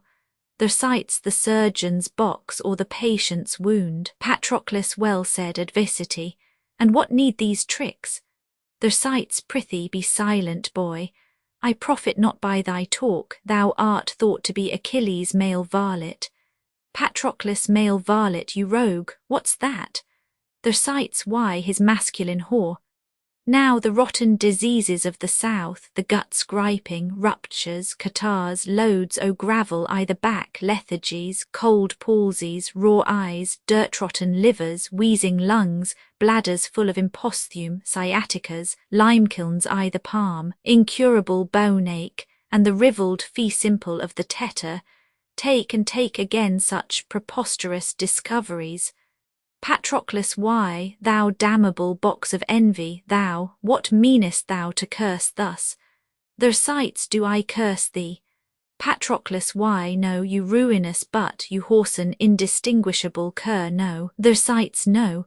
Why art thou then exasperate, thou idle immaterial skein of sleeve silk, thou green sarcenet flap for a sore eye, thou tassel of a prodigal's purse, thou? Ah, how the poor world is pestered with such waterflies, diminutives of nature. Patroclus out, Gaul, their sights finch egg. Achilles, my sweet Patroclus, I am thwarted quite from my great purpose in tomorrow's battle. Here is a letter from Queen Hecuba, a token from her daughter, my fair love, both taxing me and gaging me to keep an oath that I have sworn. I will not break it, fall Greeks, fail fame, honour or go or stay, my major vow lies here, this I'll obey. Come, come, their sights help to trim my tent, this night in banqueting must all be spent. Away, Patroclus, exeunt Achilles and Patroclus, their sights, with too much blood and too little brain these two may run mad. But if with too much brain and too little blood they do, I'll be a curer of madmen. Here's Agamemnon, an honest fellow enough and one that loves quails, but he has not so much brain as earwax, and the goodly transformation of Jupiter there, his brother, the bull, the primitive statue and a bleak memorial of cuckolds, a thrifty shoeing horn in a chain, hanging at his brother's leg, to what form but that he is, should wit larded with malice and malice forced with wit turn him to an ass were nothing, he is both ass and ox, to an ox were nothing, he is both ox and ass. To be a dog, a mule, a cat, a fichu, a toad, a lizard, an owl, a puttock, or a herring without a roe, I would not care, but to be Menelaus, I would conspire against destiny. Ask me not what I would be if I were not their sights, for I care not to be the louse of a Lazar, so I were not Menelaus. Hoy day, spirits and fires! Enter Hector, Troilus, Ajax, Agamemnon, Ulysses, Nestor, Menelaus, and Diomedes with lights. Agamemnon, we go wrong, we go wrong. Ajax, no, yonder 'tis there where we see the lights. Hector, I trouble you. Ajax, no, not a whit. Ulysses here comes himself to guide you. Re-enter Achilles. Achilles, welcome, brave Hector, welcome, princes all. Agamemnon, so now, fair Prince of Troy, I bid good night. Ajax commands the guard to tend on you. Hector thanks and good night to the Greeks' general. Menelaus, good night, my lord. Hector, good night, sweet Lord Menelaus. Their sights, sweet draught. Sweet quoth a, sweet sink, sweet sewer. Achilles, good night and welcome both at once to those that go or tarry. Agamemnon, good night. Exeunt Agamemnon and Menelaus. Achilles, old Nestor tarries, and you too, Diomed, keep Hector company an hour or two. Diomedes, I cannot, lord, I have important business, the tide whereof is now. Good night, great Hector. Hector, give me your hand. Ulysses aside to Troilus. Follow his torch, he goes to Calchas' tent, I'll keep you company. Troilus, sweet sir, you honour me. Hector, and so good night. Exit Diomedes, Ulysses and Troilus following. Achilles, come, come, enter my tent. Exeunt Achilles, Hector, Ajax and Nestor. Their sights that same Diomedes a false-hearted rogue, a most unjust knave. I will no more trust him when he leers than I will a serpent when he hisses. He will spend his mouth and promise, like Brabler the hound, but when he performs, astronomers foretell it. It is prodigious there will come some change, the sun borrows of the moon when Diomed keeps his word. I will rather leave to see Hector than not to dog him, They say he keeps a Trojan drab and uses the traitor Calchas' tent. I'll after, nothing but lechery, all incontinent varlets. Exit, scene Roman 2 the same, before Calchas' tent. Enter Diomedes. Diomedes, what, are you up here, ho? Speak. Calchas within. Who calls? Diomedes. Calchas, I think. Where's your daughter? Calchas within, she comes to you. Enter Troilus and Ulysses at a distance, after them the sights. Ulysses stand where the torch may not discover us. Enter Cressida. Troilus. Cressida comes forth to him. Diomedes, how now, my charge? Cressida, now, my sweet guardian, hark, a word with you. Whispers. Troilus, yea, so familiar. Ulysses, she will sing any man at first sight. Thersites, and any man may sing her if he can take her cliff, she's noted. Diomedes, will you remember? Cressida, remember. Yes, Diomedes, nay, but do then, and let your mind be coupled with your words. Troilus, what should she remember? Ulysses, list. Cressida, sweet honey Greek, tempt me no more to folly. Thersites, roguery. Diomedes, nay then, Cressida, I'll tell you what. Diomedes, foe, come, tell a pin, you are forsworn. Cressida, in faith, I cannot, what would you have me do? Thersites, a juggling trick, to be secretly open. Diomedes, what did you swear you would bestow on me? Cressida, I prithee, do not hold me to mine oath, bid me do anything but that, sweet Greek. Diomedes, good night. Troilus, hold, patience. Ulysses, how now, Trojan? Cressida, Diomedes. Diomedes, no, good night, I'll be your fool no more. Troilus, thy better must. Cressida, hark, one word in your ear. Troilus, O plague and madness. Ulysses, you are moved, prince, let us depart, I pray you, lest your displeasure should enlarge itself to wrathful terms. This place is dangerous, the time right deadly. I beseech you, go. Troilus, behold, I pray you. Ulysses, nay, good my lord, go off, you flow to great distraction. Come, my lord. Troilus, I pray thee, stay. Ulysses, you have not patience, come. Troilus, I pray you, stay. By hell and all hell's torments, I will not speak a word. Diomedes, and so, good night. Cressida, nay, but you part in anger. Troilus, doth that grieve thee? O withered truth! Ulysses, why, how now, lord? Troilus, by Jove, I will be patient. Cressida, guardian. Why, Greek, Diomedes, foe, adieu, you palter. Cressida, in faith, I do not. Come hither once again. Ulysses, you shake, my lord, at something. Will you go? You will break out. Troilus, she strokes his cheek. Ulysses, come. Troilus, nay, stay. By Jove, I will not speak a word. There is between my will and all offences a guard of patience. Stay a little while. Thersites, how the devil Luxury with his fat rump and potato finger tickles these together. Fry, lechery, fry. Diomedes, but will you then? Cressida, in faith, I will, la never trust me else. Diomedes, give me some token for the surety of it. Cressida, I'll fetch you one. Exit. Ulysses, you have sworn patience. Troilus, fear me not. Sweet lord, I will not be myself, nor have cognition of what I feel. I am all patience. Re-enter Cressida. Thersites, now the pledge, now. Cressida, here, Diomedes, keep this sleeve. Troilus, O beauty, where is thy faith? Ulysses, my lord. Troilus, I will be patient, outwardly I will. Cressida, you look upon that sleeve, behold it well. He loved me, O false wench. Give it me again. Diomedes, who's wast? Cressida, it is no matter, now I haved again. I will not meet with you tomorrow night. I prithee, Diomedes, visit me no more. Thersites, now she sharpens, well said, whetstone. Diomedes, I shall have it. Cressida, what this? Diomedes, I that. Cressida, oh, all you gods. Oh, pretty pledge. Thy master now lies thinking in his bed of thee and me, and sighs, and takes my glove, and gives memorial dainty kisses to it as I kiss thee. Nay, do not snatch it from me. He that takes, that doth take my heart withal. Diomedes, I had your heart before this follows it. Troilus, I did swear patience. Cressida, you shall not have it. Diomedes, faith, you shall not. I'll give you something else. Diomedes, I will have this. Whose was it? Cressida, it is no matter. Diomedes, come, tell me whose it was.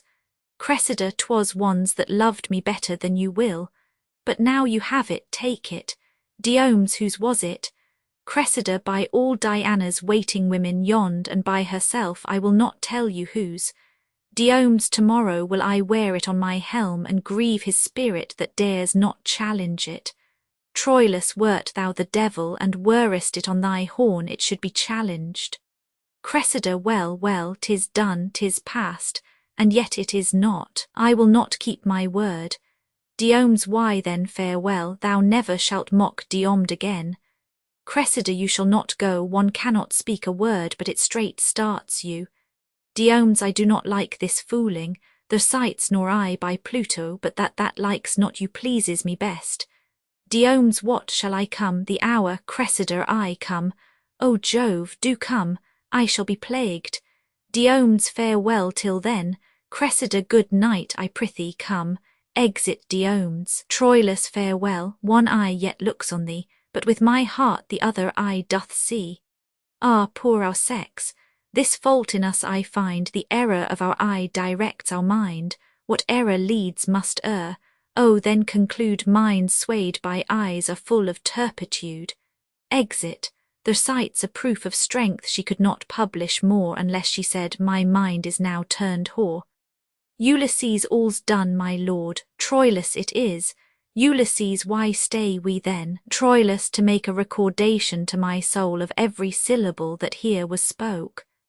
But if I tell how these two did co-act, shall I not lie in publishing a truth?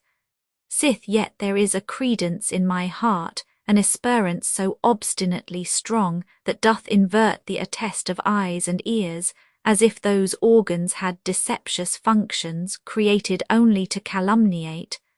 Was Cressida here? Ulysses I cannot conjure, Trojan. Troilus she was not sure. Ulysses most sure she was. Troilus, why? My negation hath no taste of madness. Ulysses nor mine, my lord. Cressida was here but now. Troilus, let it not be believed for womanhood. Think we had mothers, do not give advantage to stubborn critics apt without a theme for depravation to square the general sex by Cressida's rule. Rather think this not Cressida. Ulysses, what hath she done, prince, that can soil our mothers? Troilus, nothing at all, unless that this were she. The sights will he swagger himself out on's own eyes. Troilus, this she? No, this is Diomede's Cressida. If beauty have a soul, this is not she. If souls guide vows, if vows be sanctimonies, if sanctimony be the god's delight, if there be rule in unity itself, this is not she. O madness of discourse that cause sets up with and against itself! Bifold authority! Where reason can revolt without perdition, and loss assume all reason without revolt. This is and is not Cressida. Within my soul there doth conduce a fight of this strange nature, that a thing inseparate divides more wider than the sky and earth, and yet the spacious breadth of this division admits no orifex for a point as subtle as Ariadne's broken woof to enter. Instance, O instance, strong as Pluto's gates, Cressida is mine, tied with the bonds of heaven. Instance, O instance, strong as heaven itself, the bonds of heaven are slipped, dissolved and loosed, and with another knot 5-finger tied, the fractions of her faith, aughts of her love, the fragments, scraps, the bits and greasy relics of her o'er-eaten faith, are bound to Diomed. Ulysses, may worthy Troilus be half attached with that which here his passion doth express. Troilus I, Greek, and that shall be divulged well in characters as red as Mars his heart inflamed with Venus. Never did young man fancy with so eternal and so fixed a soul. Hark, Greek, as much as I do Cressida love, so much by weight hate I her Diomed. That sleeve is mine that he'll bear on his helm. Were it a casque composed by Vulcan's skill, my sword should bite it, not the dreadful spout which shipmen do the hurricano call, constringed in mass by the almighty sun, shall dizzy with more clamour Neptune's ear in his descent than shall my prompted sword falling on Diomed. Thersites he'll tickle it for his concuppy.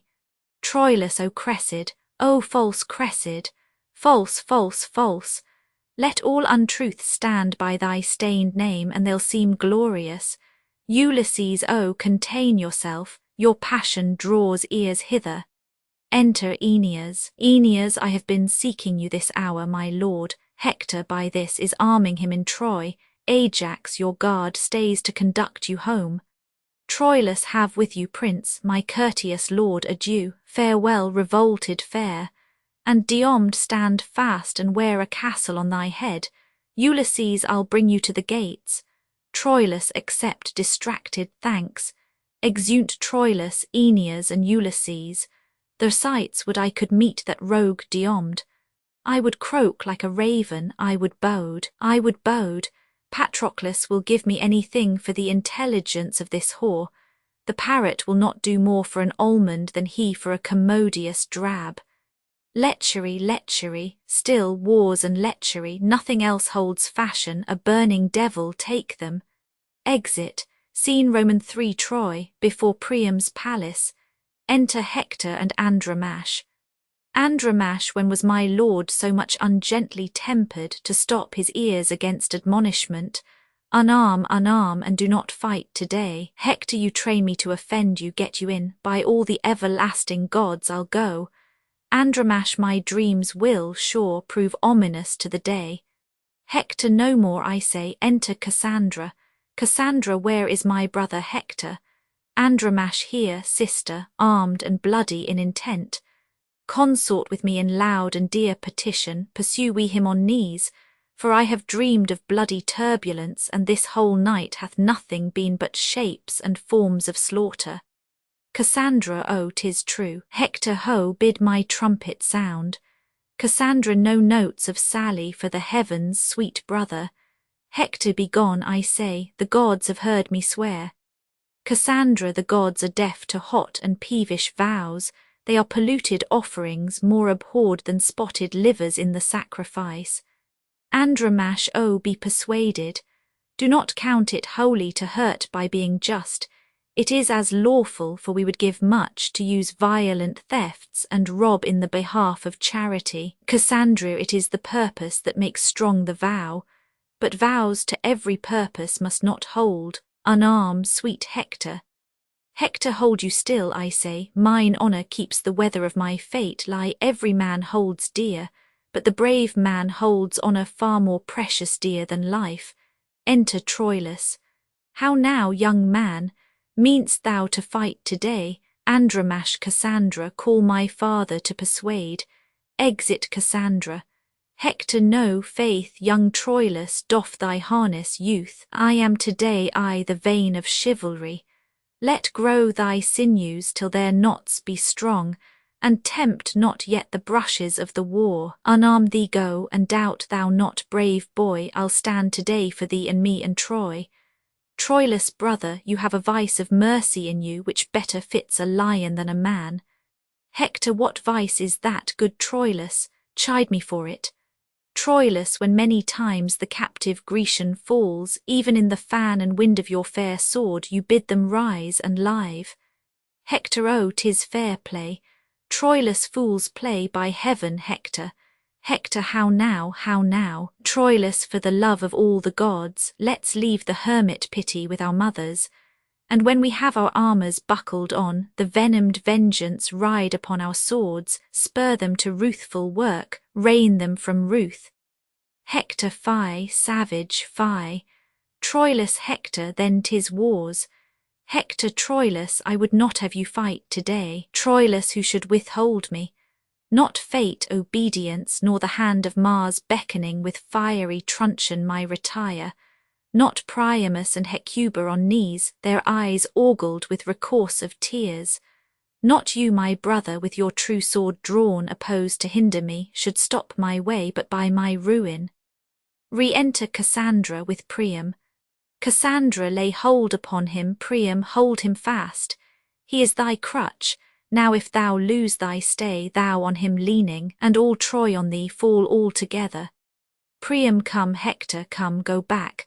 Thy wife hath dreamed, thy mother hath had visions, Cassandra doth foresee, and I myself am like a prophet suddenly enwrapped to tell thee that this day is ominous, therefore come back. Hector Aeneas is afield, and I do stand engaged to many Greeks, even in the faith of valour, to appear this morning to them. Priam I, but thou shalt not go. Hector, I must not break my faith. You know me dutiful, therefore, dear sir, let me not shame respect, but give me leave to take that course by your consent and voice which you do here forbid me, royal Priam. Cassandra, O Priam, yield not to him. Andromache, do not, dear father. Hector, Andromache, I am offended with you. Upon the love you bear me, get you in. Exit Andromache. Troilus, this foolish, dreaming, superstitious girl makes all these bodements. Cassandra, oh, farewell, dear Hector. Look how thou deest, look how thy eye turns pale. Look how thy wounds do bleed at many vents. Hark how Troy roars, how Hecuba cries out, how poor Andromache shrills her dolours forth. Behold distraction, frenzy, and amazement like witless antics one another meet, and all cry, Hector, Hector's dead. O Hector, Troilus away, away, Cassandra farewell, yet soft. Hector, I take my leave, thou dost thyself and all our Troy deceive. Exit. Hector, you are amazed, my liege, at her exclaim. Go in and cheer the town, we'll forth and fight, do deeds worth praise and tell you them at night. Priam farewell, the gods with safety stand about thee. Exeunt severally Priam and Hector. Alarums, Troilus, they are at it, hark. Proud Diomed, believe I come to lose my arm or win my sleeve. Enter Pandarus. Pandarus, do you hear, my lord, do you hear? Troilus, what now? Pandarus hears a letter come from yond poor girl. Troilus, let me read. Pandarus, a whoreson Tisic, a whoreson rascally Tisic so troubles me, and the foolish fortune of this girl. And what one thing, what another, that I shall leave you one o' these days. And I have a rheum in mine eyes too, and such an ache in my bones that, unless a man were cursed, I cannot tell what to think on't. What says she there? Troilus, words, words, mere words, no matter from the heart, the effect doth operate another way. Tearing the letter. Go, wind, to wind, their turn and change together. My love with words and errors still she feeds, but edifies another with her deeds. Exeunt severally. Seen Roman four plains between Troy and the Grecian camp. Alarums, excursions, enter their sights. Their sights now they are clapper-clawing one another, I'll go look on. That dissembling abominable varlets Diomed has got that same scurvy doting foolish young knave's sleeve of Troy there in his helm. I would fain see them meet, that same young Trojan ass that loves the whore there might send that Greekish whoremasterly villain with the sleeve back to the dissembling luxurious drab of a sleeveless errand. Oh, the other side, the policy of those crafty swearing rascals, that stale old mouse-eaten dry cheese Nestor, and that same dog-fox Ulysses is not proved worthy a blackberry. They set me up in policy, that mongrel cur Ajax against that dog of as bad a kind Achilles. And now is the cur Ajax prouder than the cur Achilles, and will not arm today. Whereupon the Grecians begin to proclaim barbarism, and policy grows into an ill opinion. Soft, here comes sleeve and other. Enter Diomedes, Troilus following. Troilus, fly not, for shouldst thou take the river Styx, I would swim after. Diomedes, thou dost miscall, retire. I do not fly, but advantageous care withdrew me from the odds of multitude. Have at thee. The sights hold thy whore Grecian. Now for thy whore Trojan. Now the sleeve, now the sleeve. Exeunt Troilus and Diomedes fighting. Enter Hector. Hector, what art thou, Greek? Art thou for Hector's match? Art thou of blood and honour? The sights, no, no, I am a rascal, a scurvy railing knave, a very filthy rogue. Hector, I do believe thee, live. Exit, the sights, God o' mercy, that thou wilt believe me, but a plague break thy neck for frightening me. What's become of the wenching rogues? I think they have swallowed one another. I would laugh at that miracle, Yet in a sort lechery eats itself. I'll seek them. Exit, scene v another part of the plains. Enter Diomedes and a servant. Diomedes, go, go, my servant, take thou Troilus' horse, present the fair steed to my lady Cressida. Fellow, commend my service to her beauty. Tell her I have chastised the amorous Trojan and am her knight by proof. Servant, I go, my lord. Exit. Enter Agamemnon. Agamemnon, renew, renew. The fierce Polydamas hath beat down Menon. Bastard Margalon hath Dorius prisoner, and stands Colossus-wise, waving his beam, upon the pashed corses of the kings Epistrophus and Cedius. Polixenes is slain, Amphimachus and Thoas deadly hurt, Patroclus ta'en or slain, and Palaem sore hurt and bruised. The dreadful Sagittary appalls our numbers. Haste we, Diomed, to reinforcement, or we perish all. Enter Nestor. Nestor, go, bear Patroclus' body to Achilles, and bid the snail-paced Ajax arm for shame. There is 1,000 Hectors in the field. Now here he fights on Galath his horse, and their lax work. Anon he's there afoot, and there they fly or die like scaled skulls before the belching whale. Then is he yonder, and there the strawy Greeks, ripe for his edge, fall down before him like the mower's swath. Here, there, and everywhere he leaves and takes, dexterity so obeying appetite that what he will he does, and does so much that proof is called impossibility. Enter Ulysses. Ulysses, oh, courage, courage, princes! Great Achilles is arming, weeping, cursing, vowing vengeance. Patroclus' wounds have roused his drowsy blood, together with his mangled myrmidons that noseless, handless, hacked and chipped, come to him crying on Hector. Ajax hath lost a friend and foams at mouth, and he is armed and at it, roaring for Troilus, who hath done today mad and fantastic execution, engaging and redeeming of himself with such a careless force and forceless care as if that luck in very spite of cunning bade him win all. Enter Ajax. Ajax, Troilus, thou coward Troilus, exit.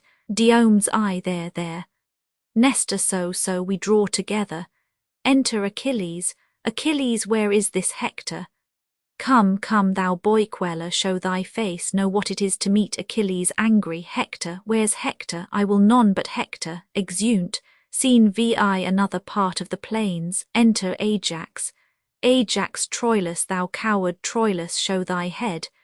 Enter Diomedes. Diomedes, Troilus, I say, where's Troilus? Ajax, what wouldst thou? Diomedes, I would correct him. Ajax, were I the general, thou shouldst have my office ere that correction. Troilus, I say, what Troilus? Enter Troilus. Troilus, O traitor Diomed, turn thy false face, thou traitor, and pay thy life thou owest me for my horse.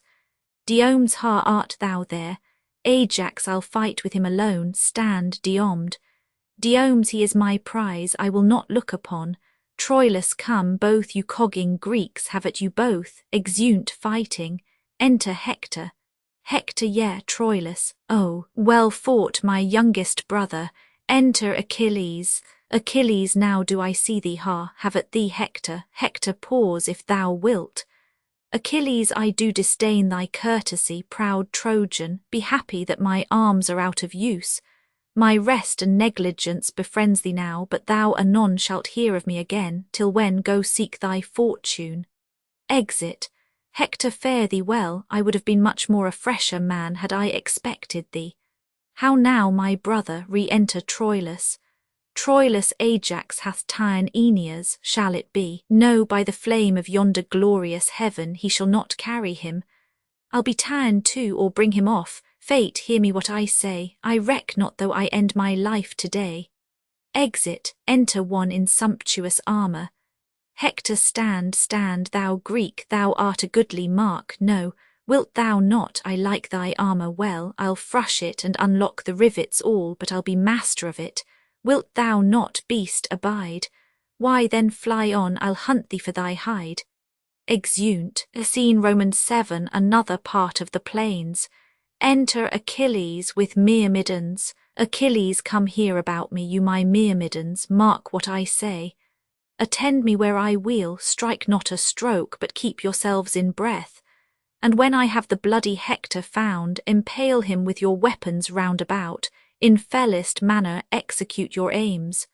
Follow me, sirs, and my proceedings it is decreed Hector the great must die. Exeunt. Enter Menelaus and Paris fighting, then their sights, the cuckold and the cuckold maker are at it.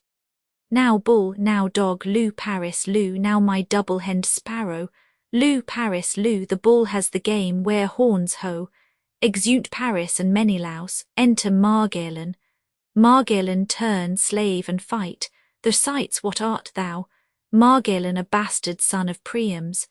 Their sights I am a bastard too, I love bastards, I am a bastard begot, bastard instructed, bastard in mind, bastard in valour, in everything illegitimate. One bear will not bite another, and wherefore should one bastard?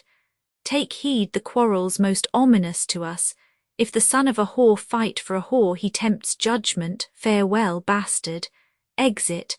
Margalen the devil take thee, coward. Exit. Scene Romanate another part of the plains. Enter Hector. Hector most putrefied core, so fair without, thy goodly armour thus hath cost thy life. Now is my day's work done, I'll take good breath, rest, sword. Thou haste thy fill of blood and death, puts off his helmet and hangs his shield behind him. Enter Achilles and Myrmidons. Achilles, look Hector, how the sun begins to set, how ugly night comes breathing at his heels. Even with the veil and darking of the sun to close the day up, Hector's life is done. Hector, I am unarmed, forego this vantage, Greek. Achilles, strike, fellows, strike, this is the man I seek. Hector falls, so Ilion, fall thou next. Now, Troy, sink down. Here lies thy heart, thy sinews, and thy bone. On, Myrmidons, and cry you all Amain. Achilles hath the mighty Hector slain. A retreat sounded. Hark, a retire upon our Grecian part. Myrmidons, the Trojan trumpets sound the like, my lord. Achilles, the dragon wing of night, o'erspreads the earth, and stickler-like the armies separates. My half-supped sword that frankly would have fed, pleased with this dainty bait, thus goes to bed, sheathes his sword. Come, tie his body to my horse's tail, along the field I will the Trojan trail. Exeunt. Scene Roman 9 another part of the plains. Enter Agamemnon, Ajax, Menelaus, Nestor, Diomedes, and others marching. Shouts within. Agamemnon, hark, hark, what shout is that? Nestor, peace, drums. Within, Achilles, Achilles, Hector's slain, Achilles. Diomedes the brute is Hector's slain, and by Achilles. Ajax, if it be so, yet bragless let it be. Great Hector was a man as good as he. Agamemnon, march patiently along. Let one be sent to pray Achilles see us at our tent. If in his death the gods have us befriended, great Troy is ours, and our sharp wars are ended. Exeunt marching. Scene X another part of the plains. Enter Aeneas and Trojans. Aeneas, stand, ho! Yet are we masters of the field, never go home, here starve we out the night. Enter Troilus. Troilus, Hector is slain.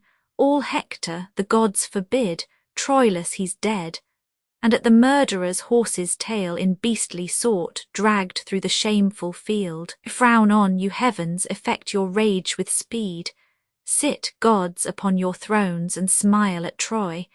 I say, at once let your brief plagues be mercy, and linger not our sure destructions on. Aeneas, my lord, you do discomfort all the host. Troilus, you understand me not that tell me so. I do not speak of flight, of fear, of death, but dare all imminence that gods and men address their dangers in. Hector is gone.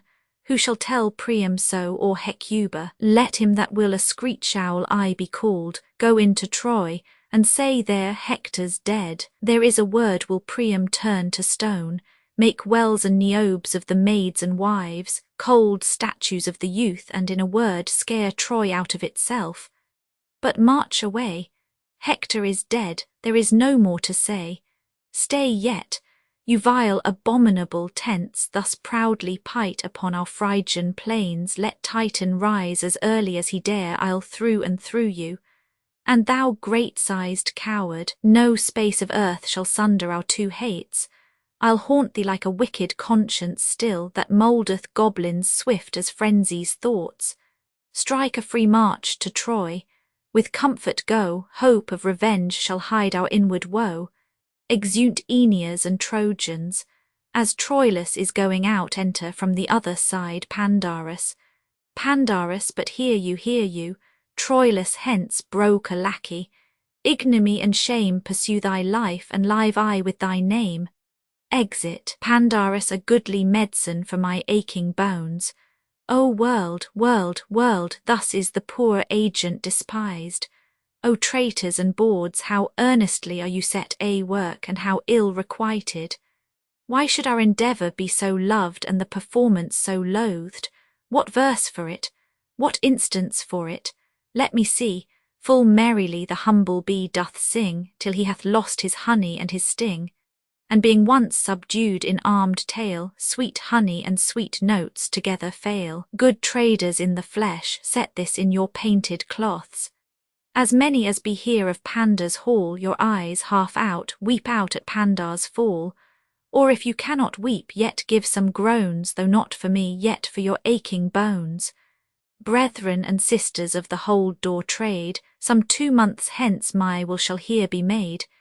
It should be now, but that my fear is this, some galled goose of Winchester would hiss.